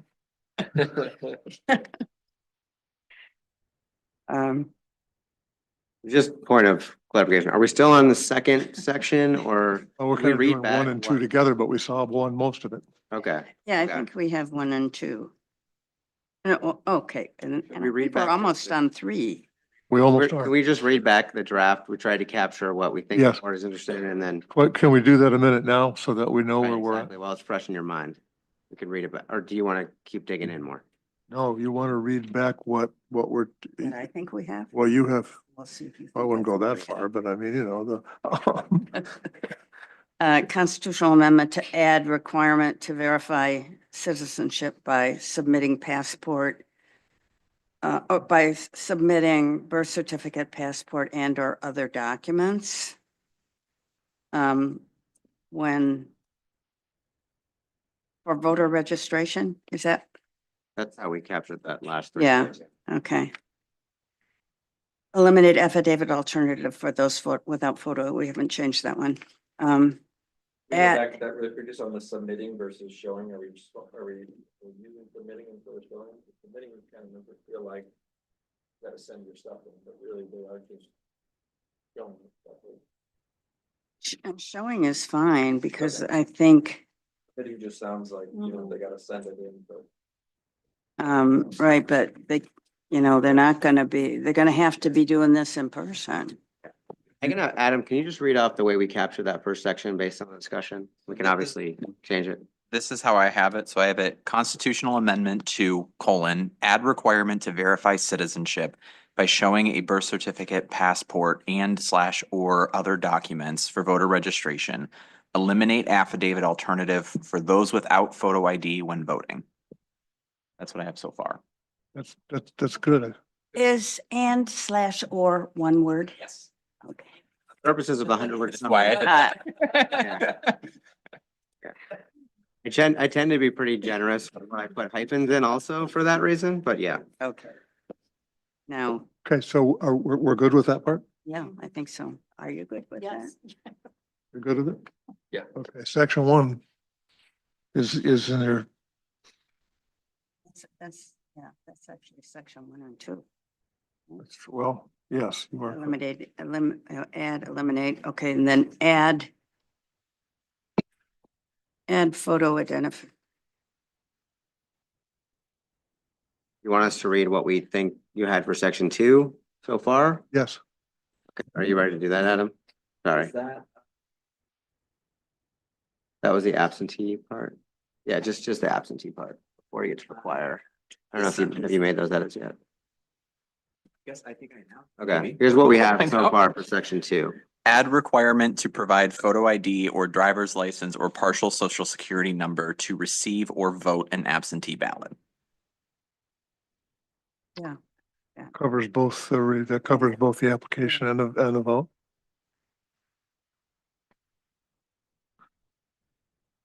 Now this, okay, Good. yeah. Well, this is easy, isn't it? Yeah, okay. Okay, so the next part I think is hard. And that's, Require Secretary of State. I don't know, yeah, I don't know that the Secretary of State is confined to using documents and government records. I don't read the language that way. I mean,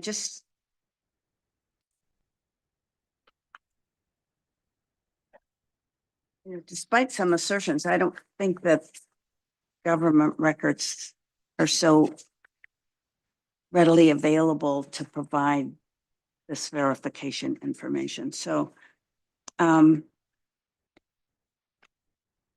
Secretary of State must use all reasonable efforts to obtain information, including but not limited to submitting requests to a department or agency of the federal government.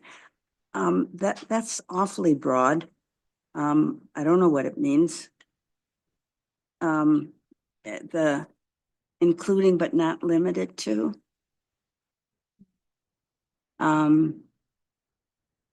It seems to me really a problematic formulation.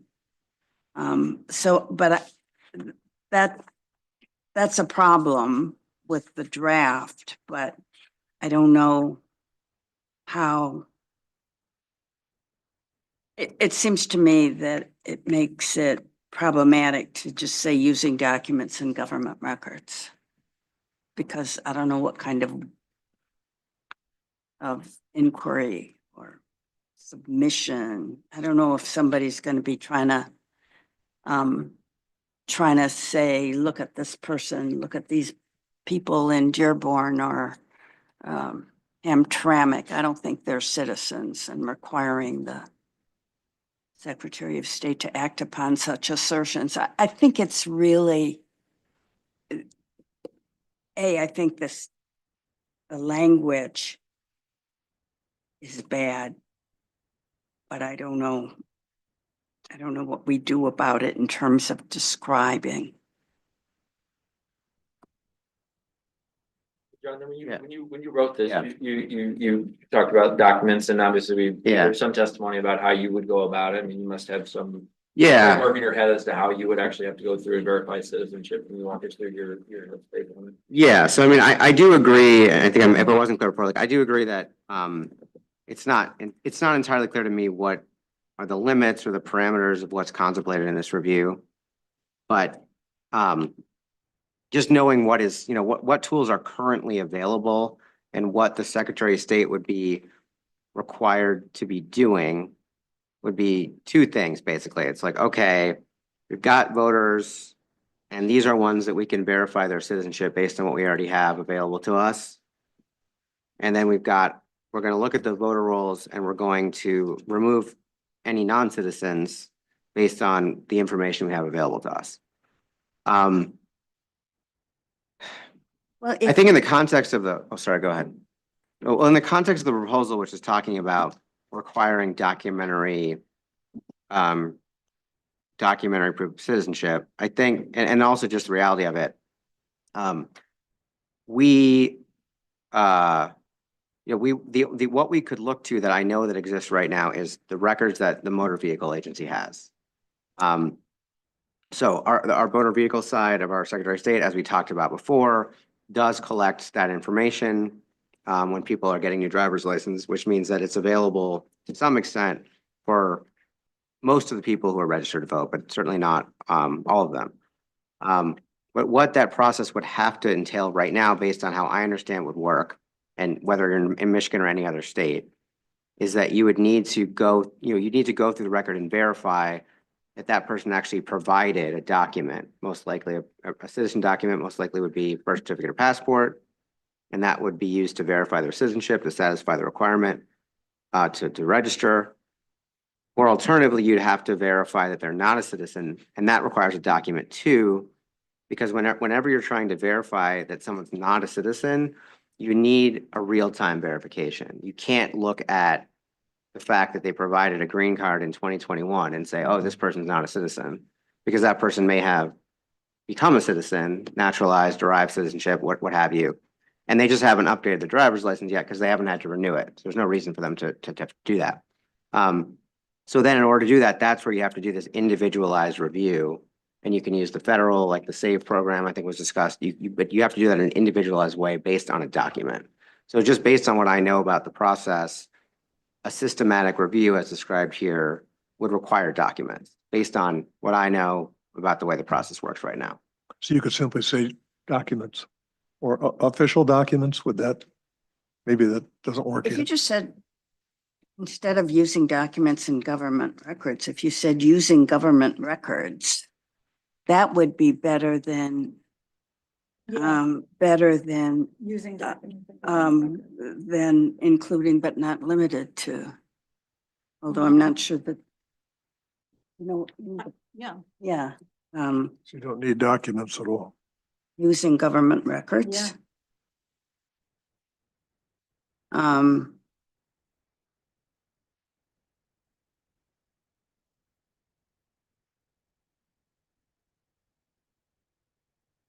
The reason I phrase it that way is because the Secretary of State or any agency doing this, it would need to be a document for the reason I just went through, and it would need to be in government records to use it. So that would be, I think it could be phrased differently, but that's what I was getting at with that phrasing. Documents and government records is not repetitive. You're using it very distinctively here. So You're using it example, in our legally. Driver database, if you look up someone's record, it would be their birth certificate document in the Secretary of State driver record for that person. That's what I was thinking about with that phrasing. But you're still, Yeah. I don't think you need documents. You're still using the government records to get the document. Yeah, it's just that there's not, in terms of the subject matter, the purpose, apprising people what would be happening, it's just, people might be and to not be, misleading or to not, point back to the statutory language. Well, in any case, to not, summarize the amendment inaccurately. If people thought that what this meant was there was going to be like a big database comparison, that's not what would be happening. At least not under any system that currently exists.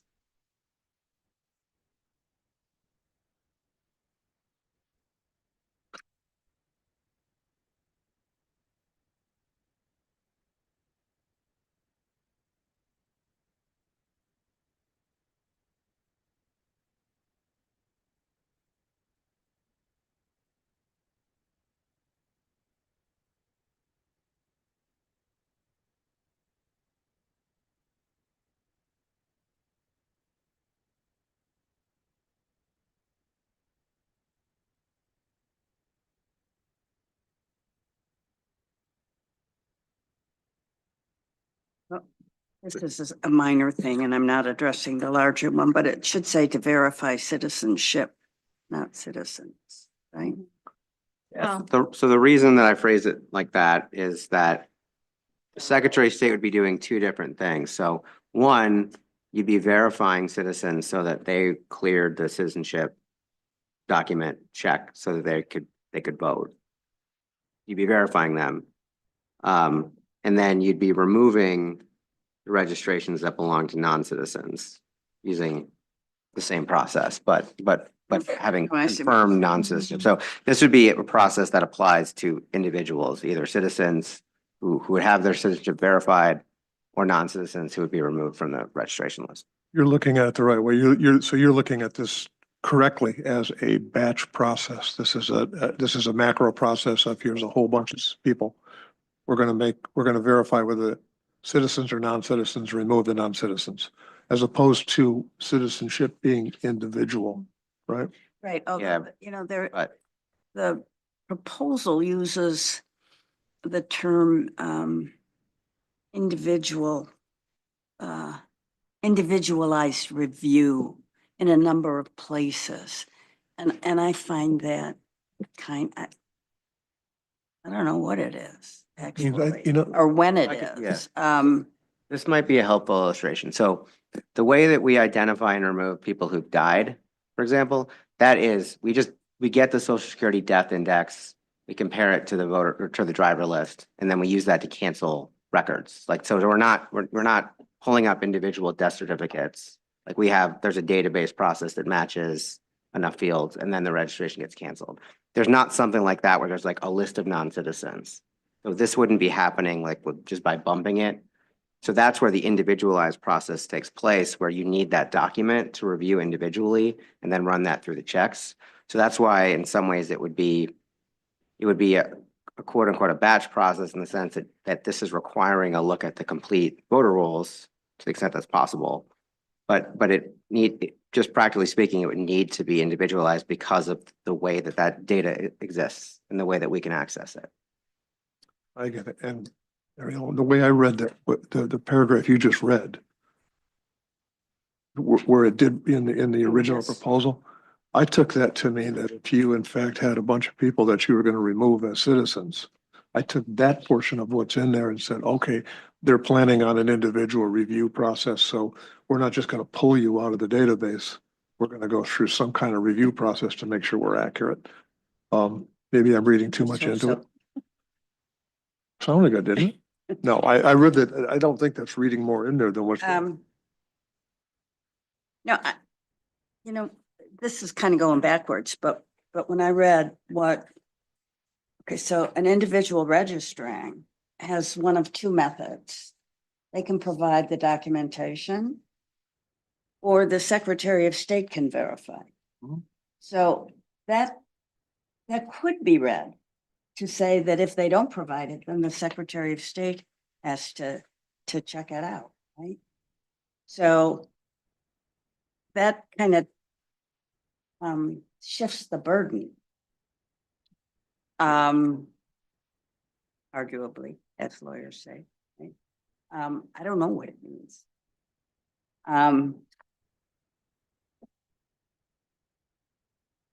I took it to add extra caution and care in there that they're not taking someone out of the system. Except that this is somebody who's coming in.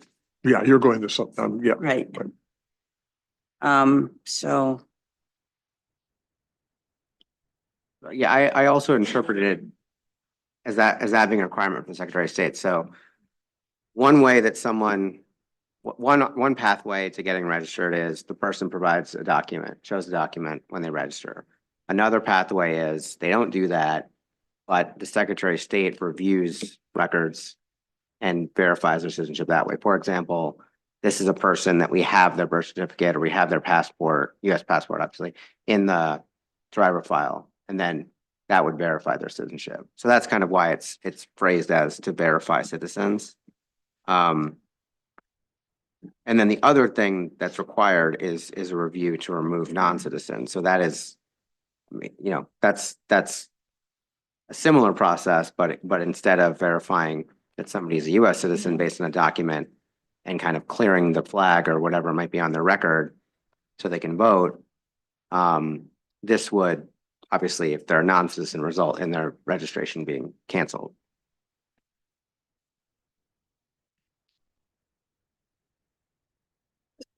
So that flag, so this is the same kind of thing with automatic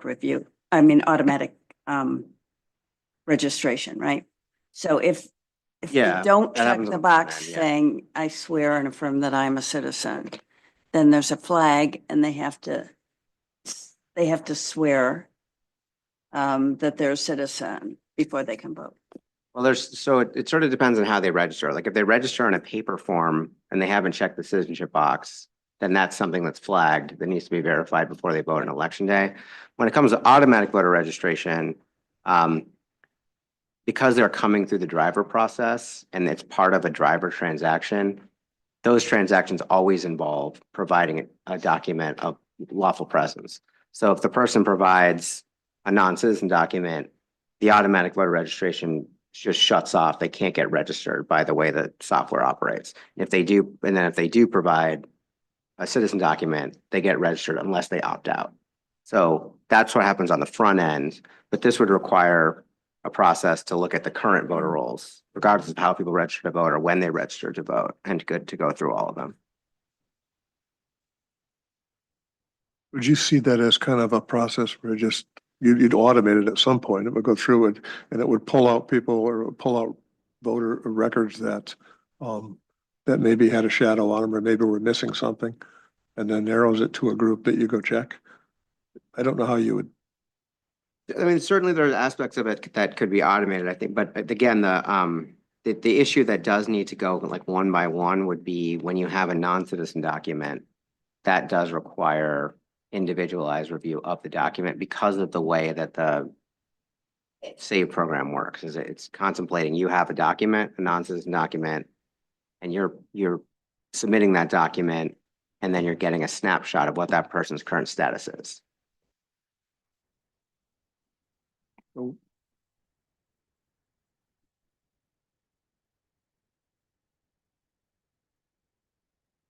You have a micro level of accuracy here.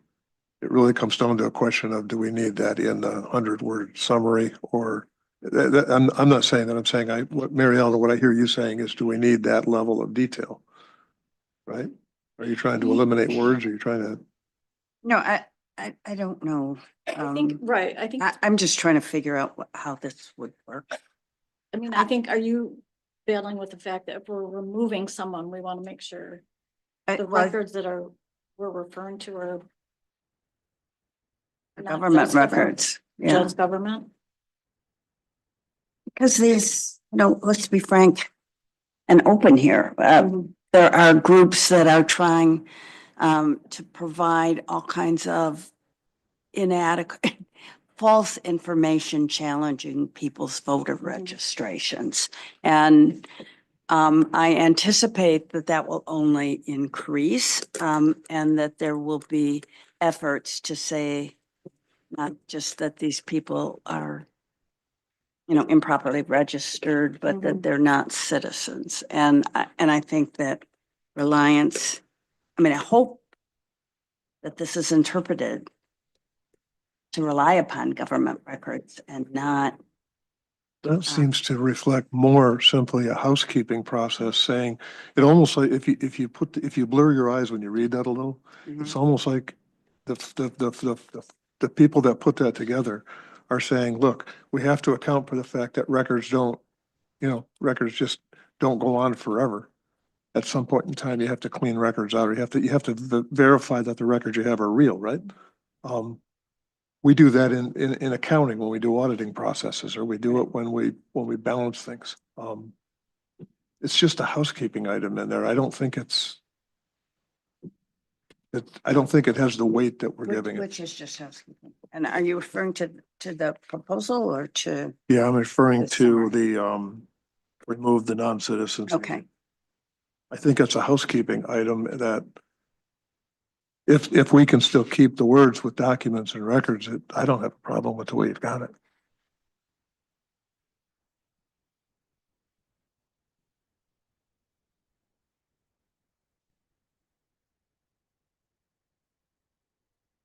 I don't see this up. I see it as getting rid of people on the voting. On the voting roll who have not approved of citizenship. Maybe it is housekeeping because there's probably hardly going to be anybody, quite frankly.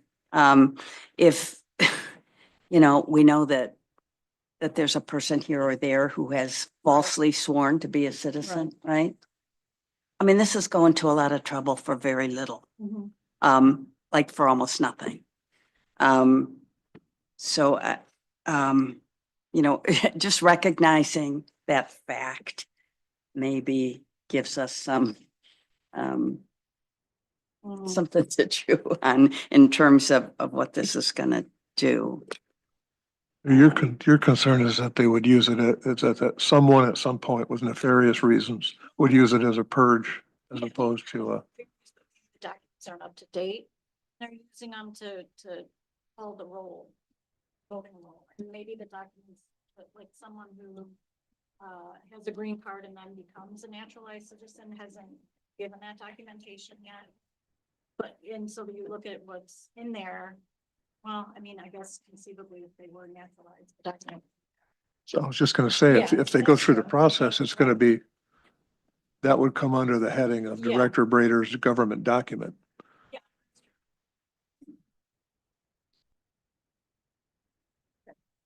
Yeah, okay. Yeah, I mean, I Yeah. think, I think it's very, and from my perspective too, just, and maybe we're getting a little in the weeds here, Yeah. because I think it expressly says this is going to remove non-citizens using documents within, in government records. I mean, we're telling, this is telling people that it is going to remove non-citizens from the voting roll. So I The mean, proposal itself does require notice and an opportunity for somebody who was identified to provide the appropriate proof. So, I mean, you can't include all of that, but it's. No, but that also it's gives you an important to know assurance it. that what they're It's not important simply to gonna, know it, right? you're not gonna get a note in the mail saying, hey, Mary Ellen, guess what? You're Right. no longer a citizen. Or you're no longer Even a though you have voter. a birth certificate from 19.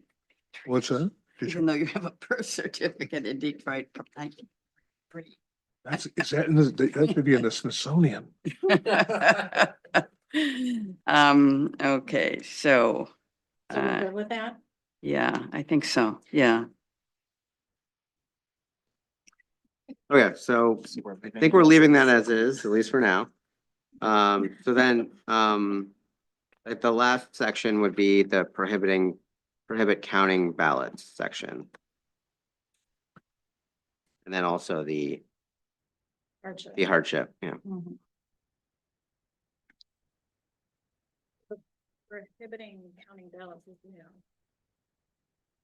That's section 3. Oh, yeah. I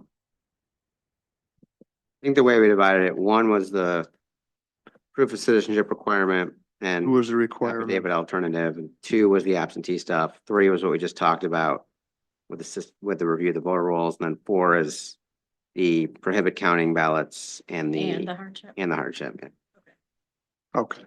I mean, it could be 5 sections, but what, Yeah. we, That's fine. whatever.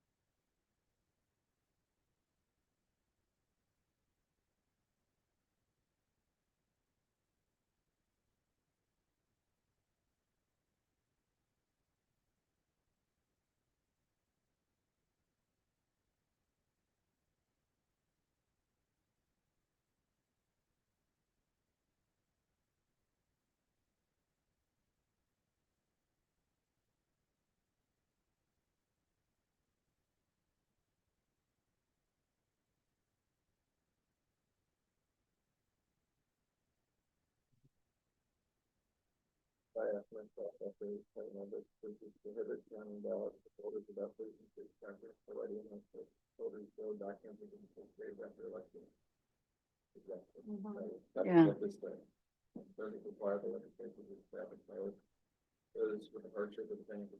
No, that's a different.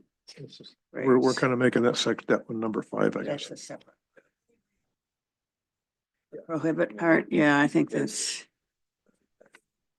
That section is okay?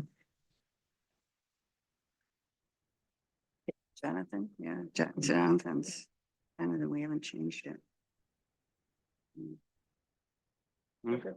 Yeah, we're gonna keep, Should it say without citizenship documents or photo ID? Because the person would have one or Right. one of the other of those problems. Right, because it's citizenship document. yeah, if they lack either one, they won't be able to vote, or they won't be able to have their ballot counted. I guess that's a tricky or and, Yeah. placement We could do there. one of those and/ors because it's. Well, Only one. because it's one. So the way I was looking at that, and perhaps my grammar, I'm sure people would have opinions about it, but I was interpreting that as without, like, your ballot is prohibited from being counted unless you have both the citizen document and a photo ID. So if you don't have citizen document and photo ID, your ballot is not counted. So that's the way that was meant to read. I guess if it read as or, it'd be prohibit counting ballots from voters without citizen documents or photo ID unless it's possible, an or would be better there. Mhm.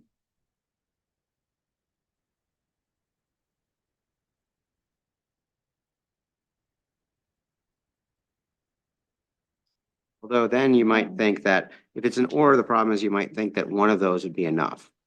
Right. So I think the way I had it is better. Yeah, you're right. Yeah. You need them both, is that correct? And or would not be correct. Okay.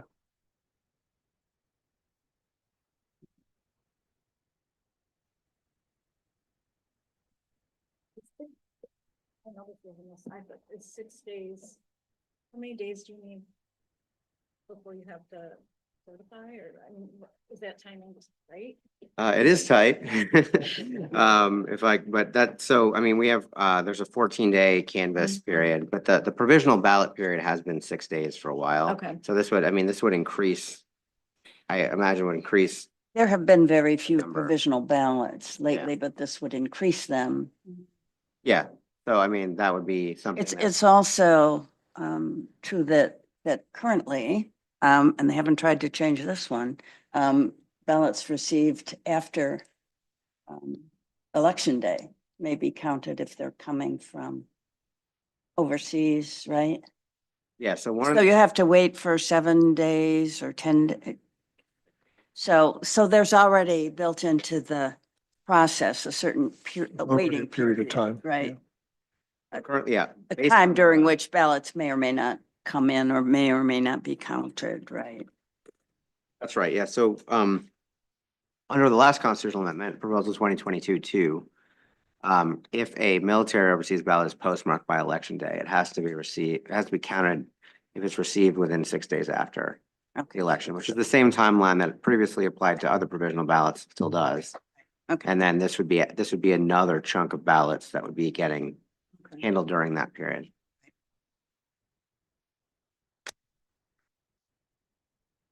So we're good.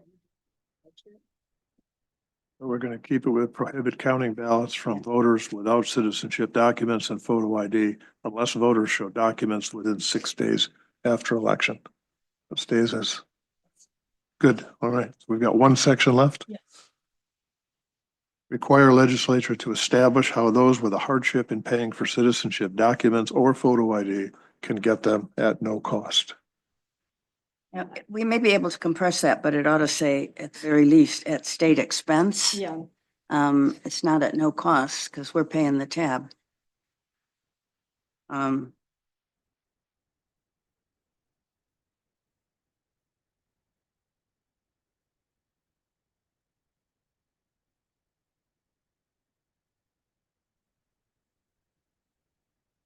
You okay with state expense?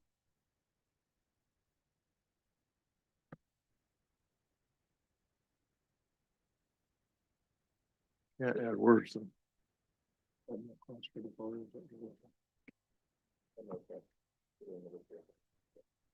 That's a lot of words.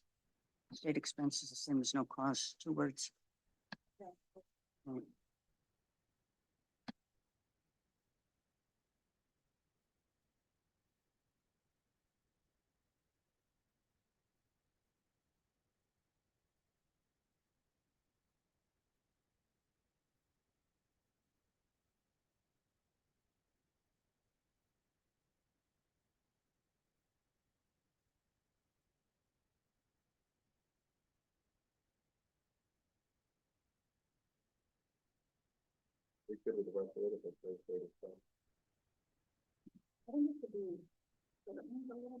But yeah, I'm trying to figure it out. Yeah. But certainly that this, yeah.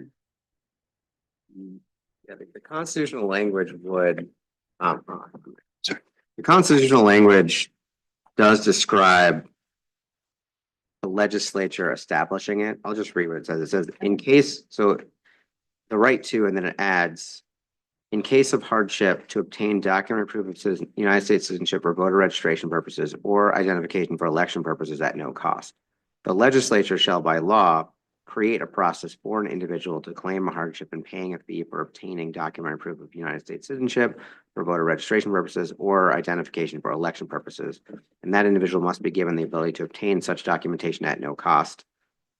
And then the rest of it is not, I don't think, relevant. So, so that, obviously that's itself a lot of words. You know, but I think kind of the purpose of that, the subject matter of that is that the legislature has to establish what the hardship in paying for the ID will be, establish that process. And I know that there was discussion about, well, it may not capture, it may not capture everybody, the real cost of getting it. I think that the language as is, it does point to the fact that this is something the legislature has to establish. So there's some uncertainty there in terms of who would get it and who would not, and that would be something the legislature decides.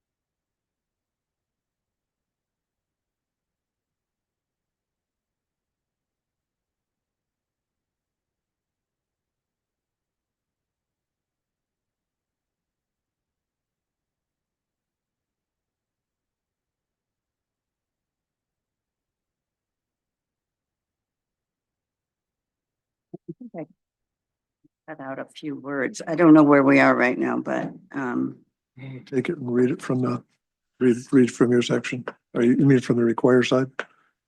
yeah, require legislative process for state to pay for voters' citizenship documents or photo ID if they have hardships. Mr. Chairman, if I may, just a suggestion. Mr. Thank you. You are 9 words over by my count. And on this last one, while it's true, the proposal says legislature, in the end, the state's gonna have a hardship program. I think you can say that, right? How they get there, it's through the legislature, but I don't think the summary needs to say legislature. I think it needs to say there's gonna be a hardship program, and then that'll save you a lot of words, and you can add some other descriptive things there, but I don't think you need to say legislature. Just reference it as the legislature is required to establish a hardship program. I think that's way too many words. There is one already, but Mark is saying for people to get a state ID. Yeah, the proposal says the state's gonna have a hardship program. I think that does it. You know, if you want to add some other words, but all these words about legislature establishing, I think are unnecessary. What the voters need to know is that there's gonna be a hardship program of some kind. Who establishes it? You've only got 100 words, and I think you can sacrifice that. That's just my suggestion. I think it's a hardship, to establish hardship, but that's, seriously. No, but, yeah. I'm not tied to the legislature shall establish specifically like that. I don't think that needs to be in there. The extent to which there would be a question about, to the extent that the signers need to know, they need to be apprised of the fact that someone's going to have to decide who has a hardship, who qualifies for a hardship. The legislature establishing that was a nod towards that. I don't think it's absolutely vital if words need to be sacrificed. So with that in mind, do you have a rewrite? You? No. Yeah. You were writing pretty quick. I thought you nailed it.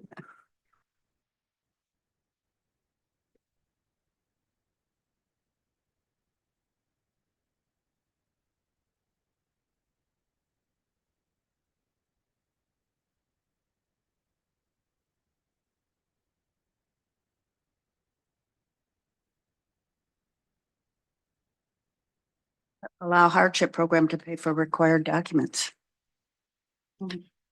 That's pretty succinct. Can you hear it? Allow hardship program to pay for required documents.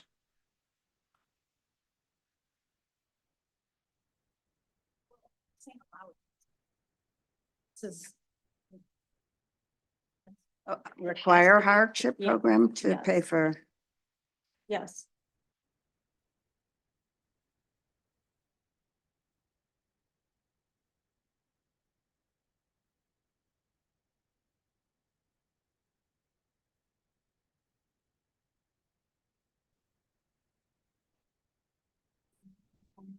Require hardship program to pay for required documents.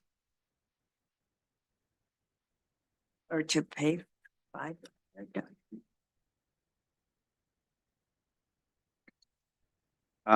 Well, I mean, it says obtain them at no cost. I don't know that it says they have to be provided. I mean, that might imply that the state is gonna ship everybody Mm-hmm. 90. Right. I think what's contemplated is you can apply for the document, you can get the document, but you don't have to pay a fee for it. I think that's kind of what's implied, but otherwise that it would be similar to the way that you would otherwise get a document. The state is paying for them because it's not getting the money that would otherwise get. I mean, I think it's true, that, you know, if it's at no cost, then it would be the state paying for it. I think that's accurate.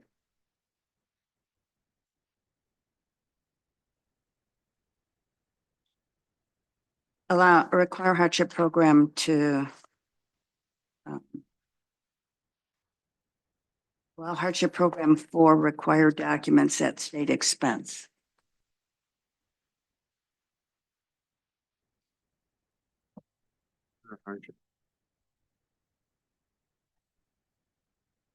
Require hardship programs. Require hardship program. For required. state expense.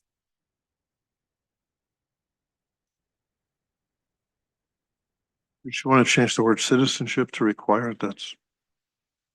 Just required documents. That was just trying to shorten it. 1, 2. That's shortening it a lot. So you could put for citizenship or photo ID. No? Okay. Hardship program, to pay for, pay for it, state expense doesn't make a whole lot of sense.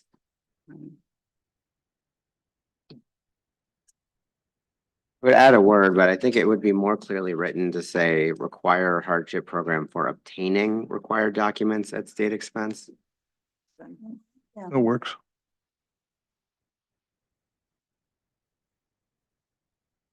I think that could get you down to 98 words, 99. You're pretty Gotta close. count them up. So if you could give us a minute, we'll put this together. Okay. Count up the words, read it off, and then we can print it and the board can discuss further.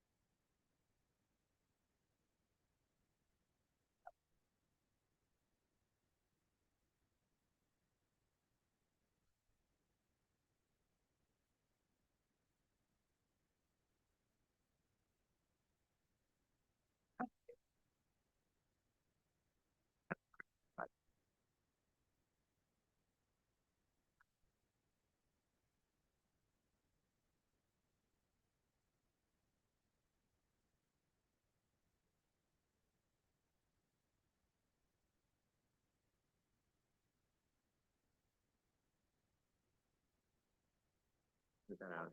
You have copies, right? Yeah, I'll print.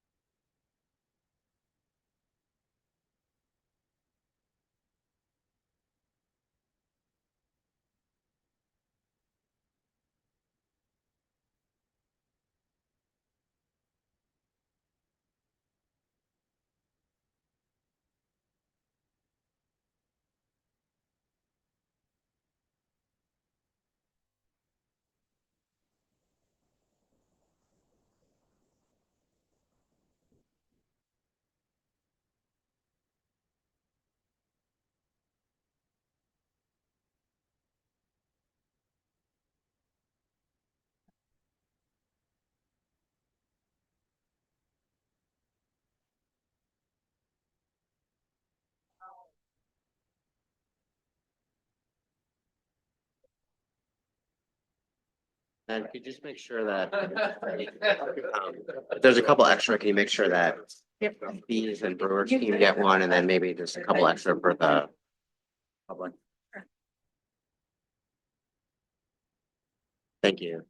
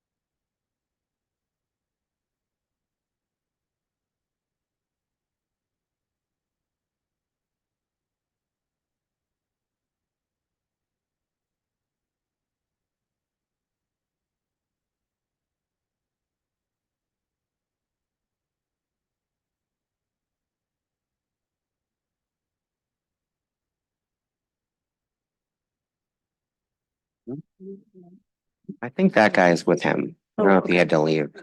Okay, so he can. He's Oh, coming he's back, coming but I back. think that's his colleague. Okay.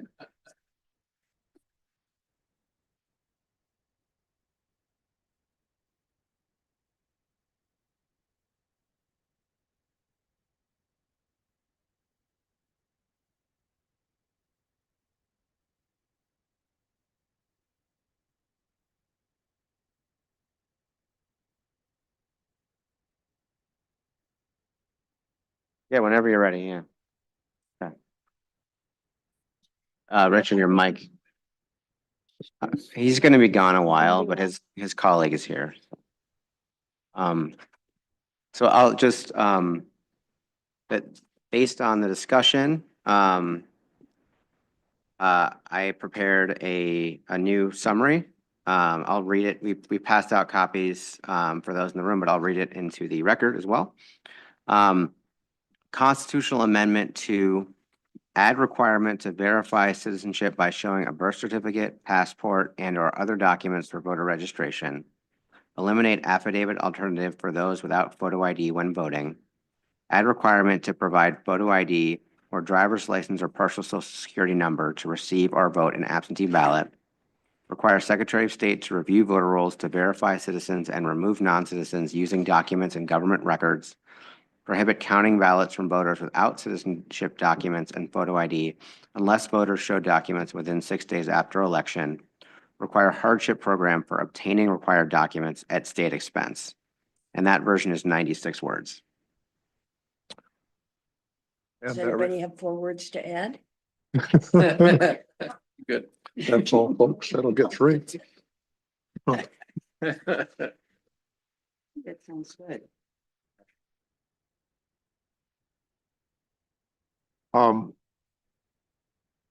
It looks good to you? Oh, I'm sorry. I didn't catch it. Sure, yeah. Absolutely.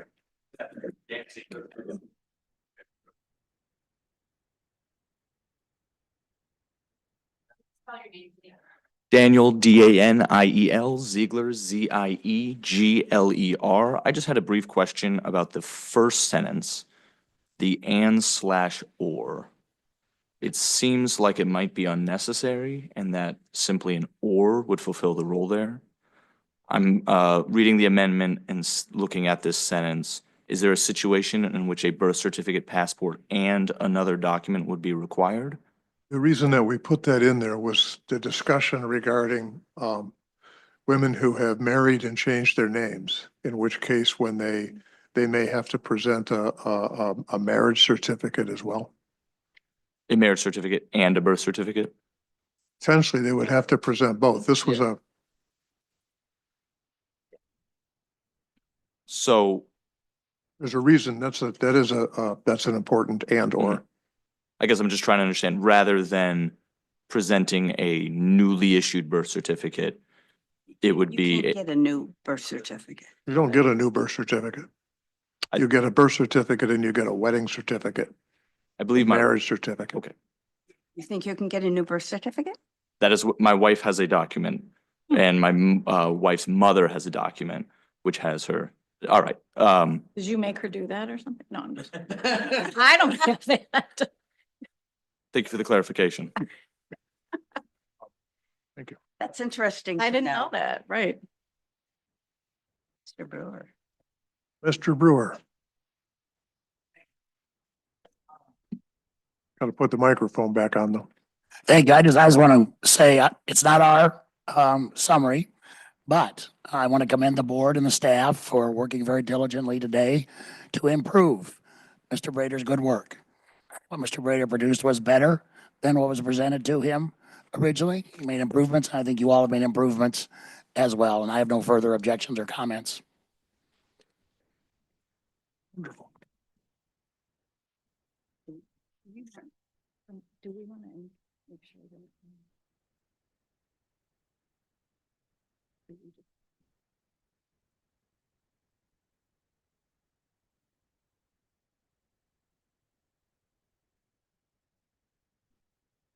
Mr. Brader, would you want to advise us here? Should we wait for Mr. Spies to return? Oh, I'm sorry.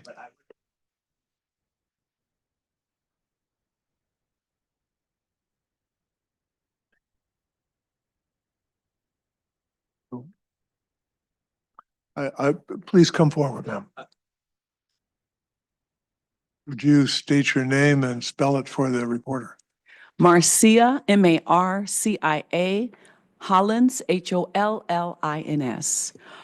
The last sentence, require hardship program for obtaining required documents at state expense.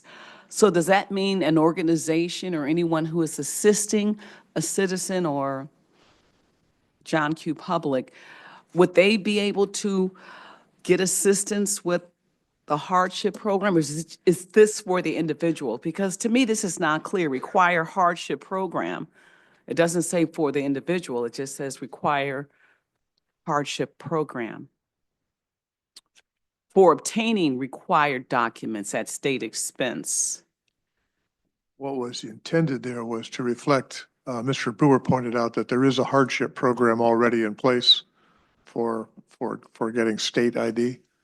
And that this could potentially, am I correct That's in for a what, in how I'm person. wording that?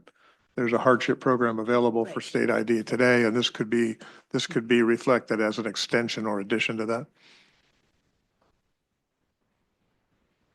Those are questions too, ma'am, that would be dealt with by the legislature beyond the scope of what we can. I also can- think though that organizations could help people Okay. make themselves available of that hardship program, because I don't think it's easy to do it. As I said, I think it's a hardship to establish hardship. So I would like to see organizations helping people to do so. Thank you. Thank you. Whoops. Mr. Spies, Nothing additional to add, unless you have questions. I'm sorry, sir. I have nothing additional to add. You're okay with this, with the new version? Yes, sir. Yeah. Okay. Good deal.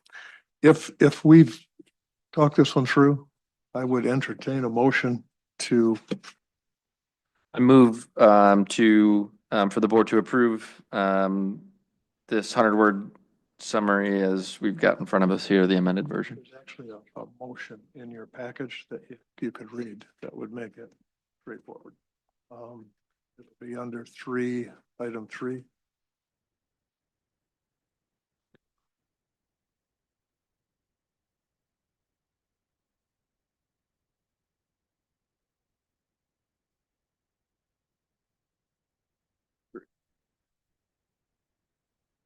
I move that the Board of Canvassers approve the summary of the purpose of the constitutional amendment sponsored by the Committee to Protect Voters' Rights as drafted by the Director of Elections and presented by the Director on April 18th, 2025. Second. All in favor? Aye. Aye. Excellent. We are on to number 4 on the agenda, the consideration of the form of the constitutional amendment submitted by the Committee to Protect Voters' Rights. Okay, Director I Brader. can, just briefly on this. So this is not, something that's statutorily required, but it's something that the Bureau of Elections and the board offers as a courtesy to groups before they go out and collect hundreds of thousands of signatures. So we'll look over the petition, and review it for form issues. So, we're making sure that it has the required language on the face of the petition, the proper font sizes, et cetera. So this is just about on the face of the petition. So in this case, we have reviewed it. The only thing that would be changing, you would be conditionally approving this because your understanding is they're going to replace the 100-word summary with what you just approved. So with that said, you would be approving the form of the petition conditionally. Is there discussion, and the form is the copy that you provided us to return to you today? That's right. The only thing that would be different would be The 100-word changing the summary. 100 words, yeah. Have you guys done a review of the form? Like, is that something that you guys do? Like, have you looked through this and according to your or the law, it's in the form that it needs to be in? Yes, and I'll ask Adam to elaborate. Yeah, I can kind of talk about what we look for. So in general, when we're looking for in an approval list of form, and we've got a petition presented to us, we are looking at like the font size. So we literally have a font ruler that we hold up to the petition and measure it to make sure that all of the headings that are on here are the right size, that the law is very specific. We literally measure the paper to make sure it's the right size as well, that it's the 8.5 by 14, and go through and check that the warnings are as it is in election law, things like that. And on the back that, like in this instance, because it's a constitutional amendment, they have to reprint the existing provisions of the Constitution that are altered or abrogated. We just look to make sure things are there. We do not verify whether this is all of them. We are just looking and saying, they've indicated it down here, they've reprinted it. That's it. So that's kind of a high level of our review. And even the same with the text of the proposal itself, that it's there, it's the proper font size. We've got the summary, we've got the warnings and things like that. So staff did look at it, staff did review it, and it met the requirements that we look at.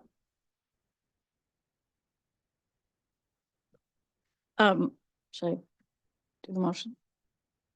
You want, is there any discussion on this?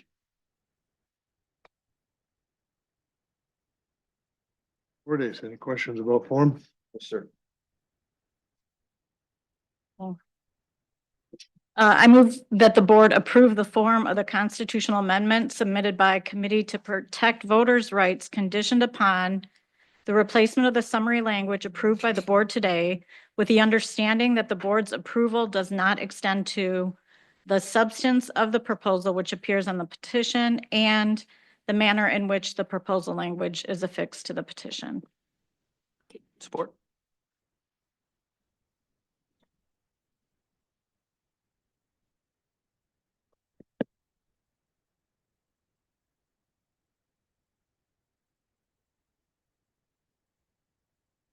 Good. So we have a motion that has been seconded. All in favor? Aye. Aye. Aye. Outstanding. We have one other item on here, and that is if there's any business, any other business to present to the board. Take that as, I don't have anything. you're okay? You guys are okay? Do we have a report on our investigation? I'm sorry. Yeah. So we did get 15 out of 20 circulators. So we are in the process of going through them still, but there's still 5 circulators that we don't have any information on. We don't have any, we're not able to obtain anything from the committee. Do we need to take action, or is that, do we need to take action to get the other 6, or is that simply, do we just accept the fact that we've gotten all the signatures we can get, all the canvassers we can get? Yeah, so I mean, we already, I'm not gonna say much because I think it's probably more for the Attorney General's office, sorry. But in terms of, I mean, the board already did, issue a subpoena, which was served on them. So I think that the steps would be if, if the subpoena had been complied with, which I think is more of a legal question. But we did receive additional information in response to it. Let me ask the question a different way. So based on the subpoena that was sent out by this board, the signatures or the people you're referencing right now, not signatures, but the people you're referencing are based on the results of that subpoena. Is that correct? Or is that? Yeah, so first we asked them, they gave us some. They gave us some. Then then the board issued a subpoena for the remaining. And of the remaining was 20 more we needed. So we received 15 more. Okay. There's 5 more that we haven't received. Is that right? Yeah, yeah. So of the signature, of the response that we've gotten so far, what is the next step with those? It'll be to complete the signature review, and we just haven't completed it yet, in terms of making sure that, or verifying which ones match, if any don't match, and to the extent there's any suspicious activity, we would then bring that back before the board, and as discussed, as we always do, if there's, criminal activity that needs to be referred, we would refer it to law enforcement. Are we, before Mr. Brewer speaks, just a timing question on that. How much time do you need to review those without being pressured? I think I could say confidently that we could complete the review of what we've gotten before the next meeting and provide a report. So before the next meeting, we'd be able to, or at the next meeting, I should Do say. you just plan to then add that as an agenda item? Sure, yeah. Mr. Brewer. Thank you, Mr. Algib. I just want to add that in our challenge that we filed last year, we gave as much evidence as we could about the fact that these signatures were forged. I've not seen the signatures. I don't know which individuals you have, but we provided all the evidence we had, and I hope it's useful. Yeah. We don't need anything additional beyond matching those signatures, and we figure out what to do from there. Right. Okay. Is that any comments or questions from the board? No. Okay. Is there anything else to present to the board? Take that as a no. In that case, meeting stands adjourned.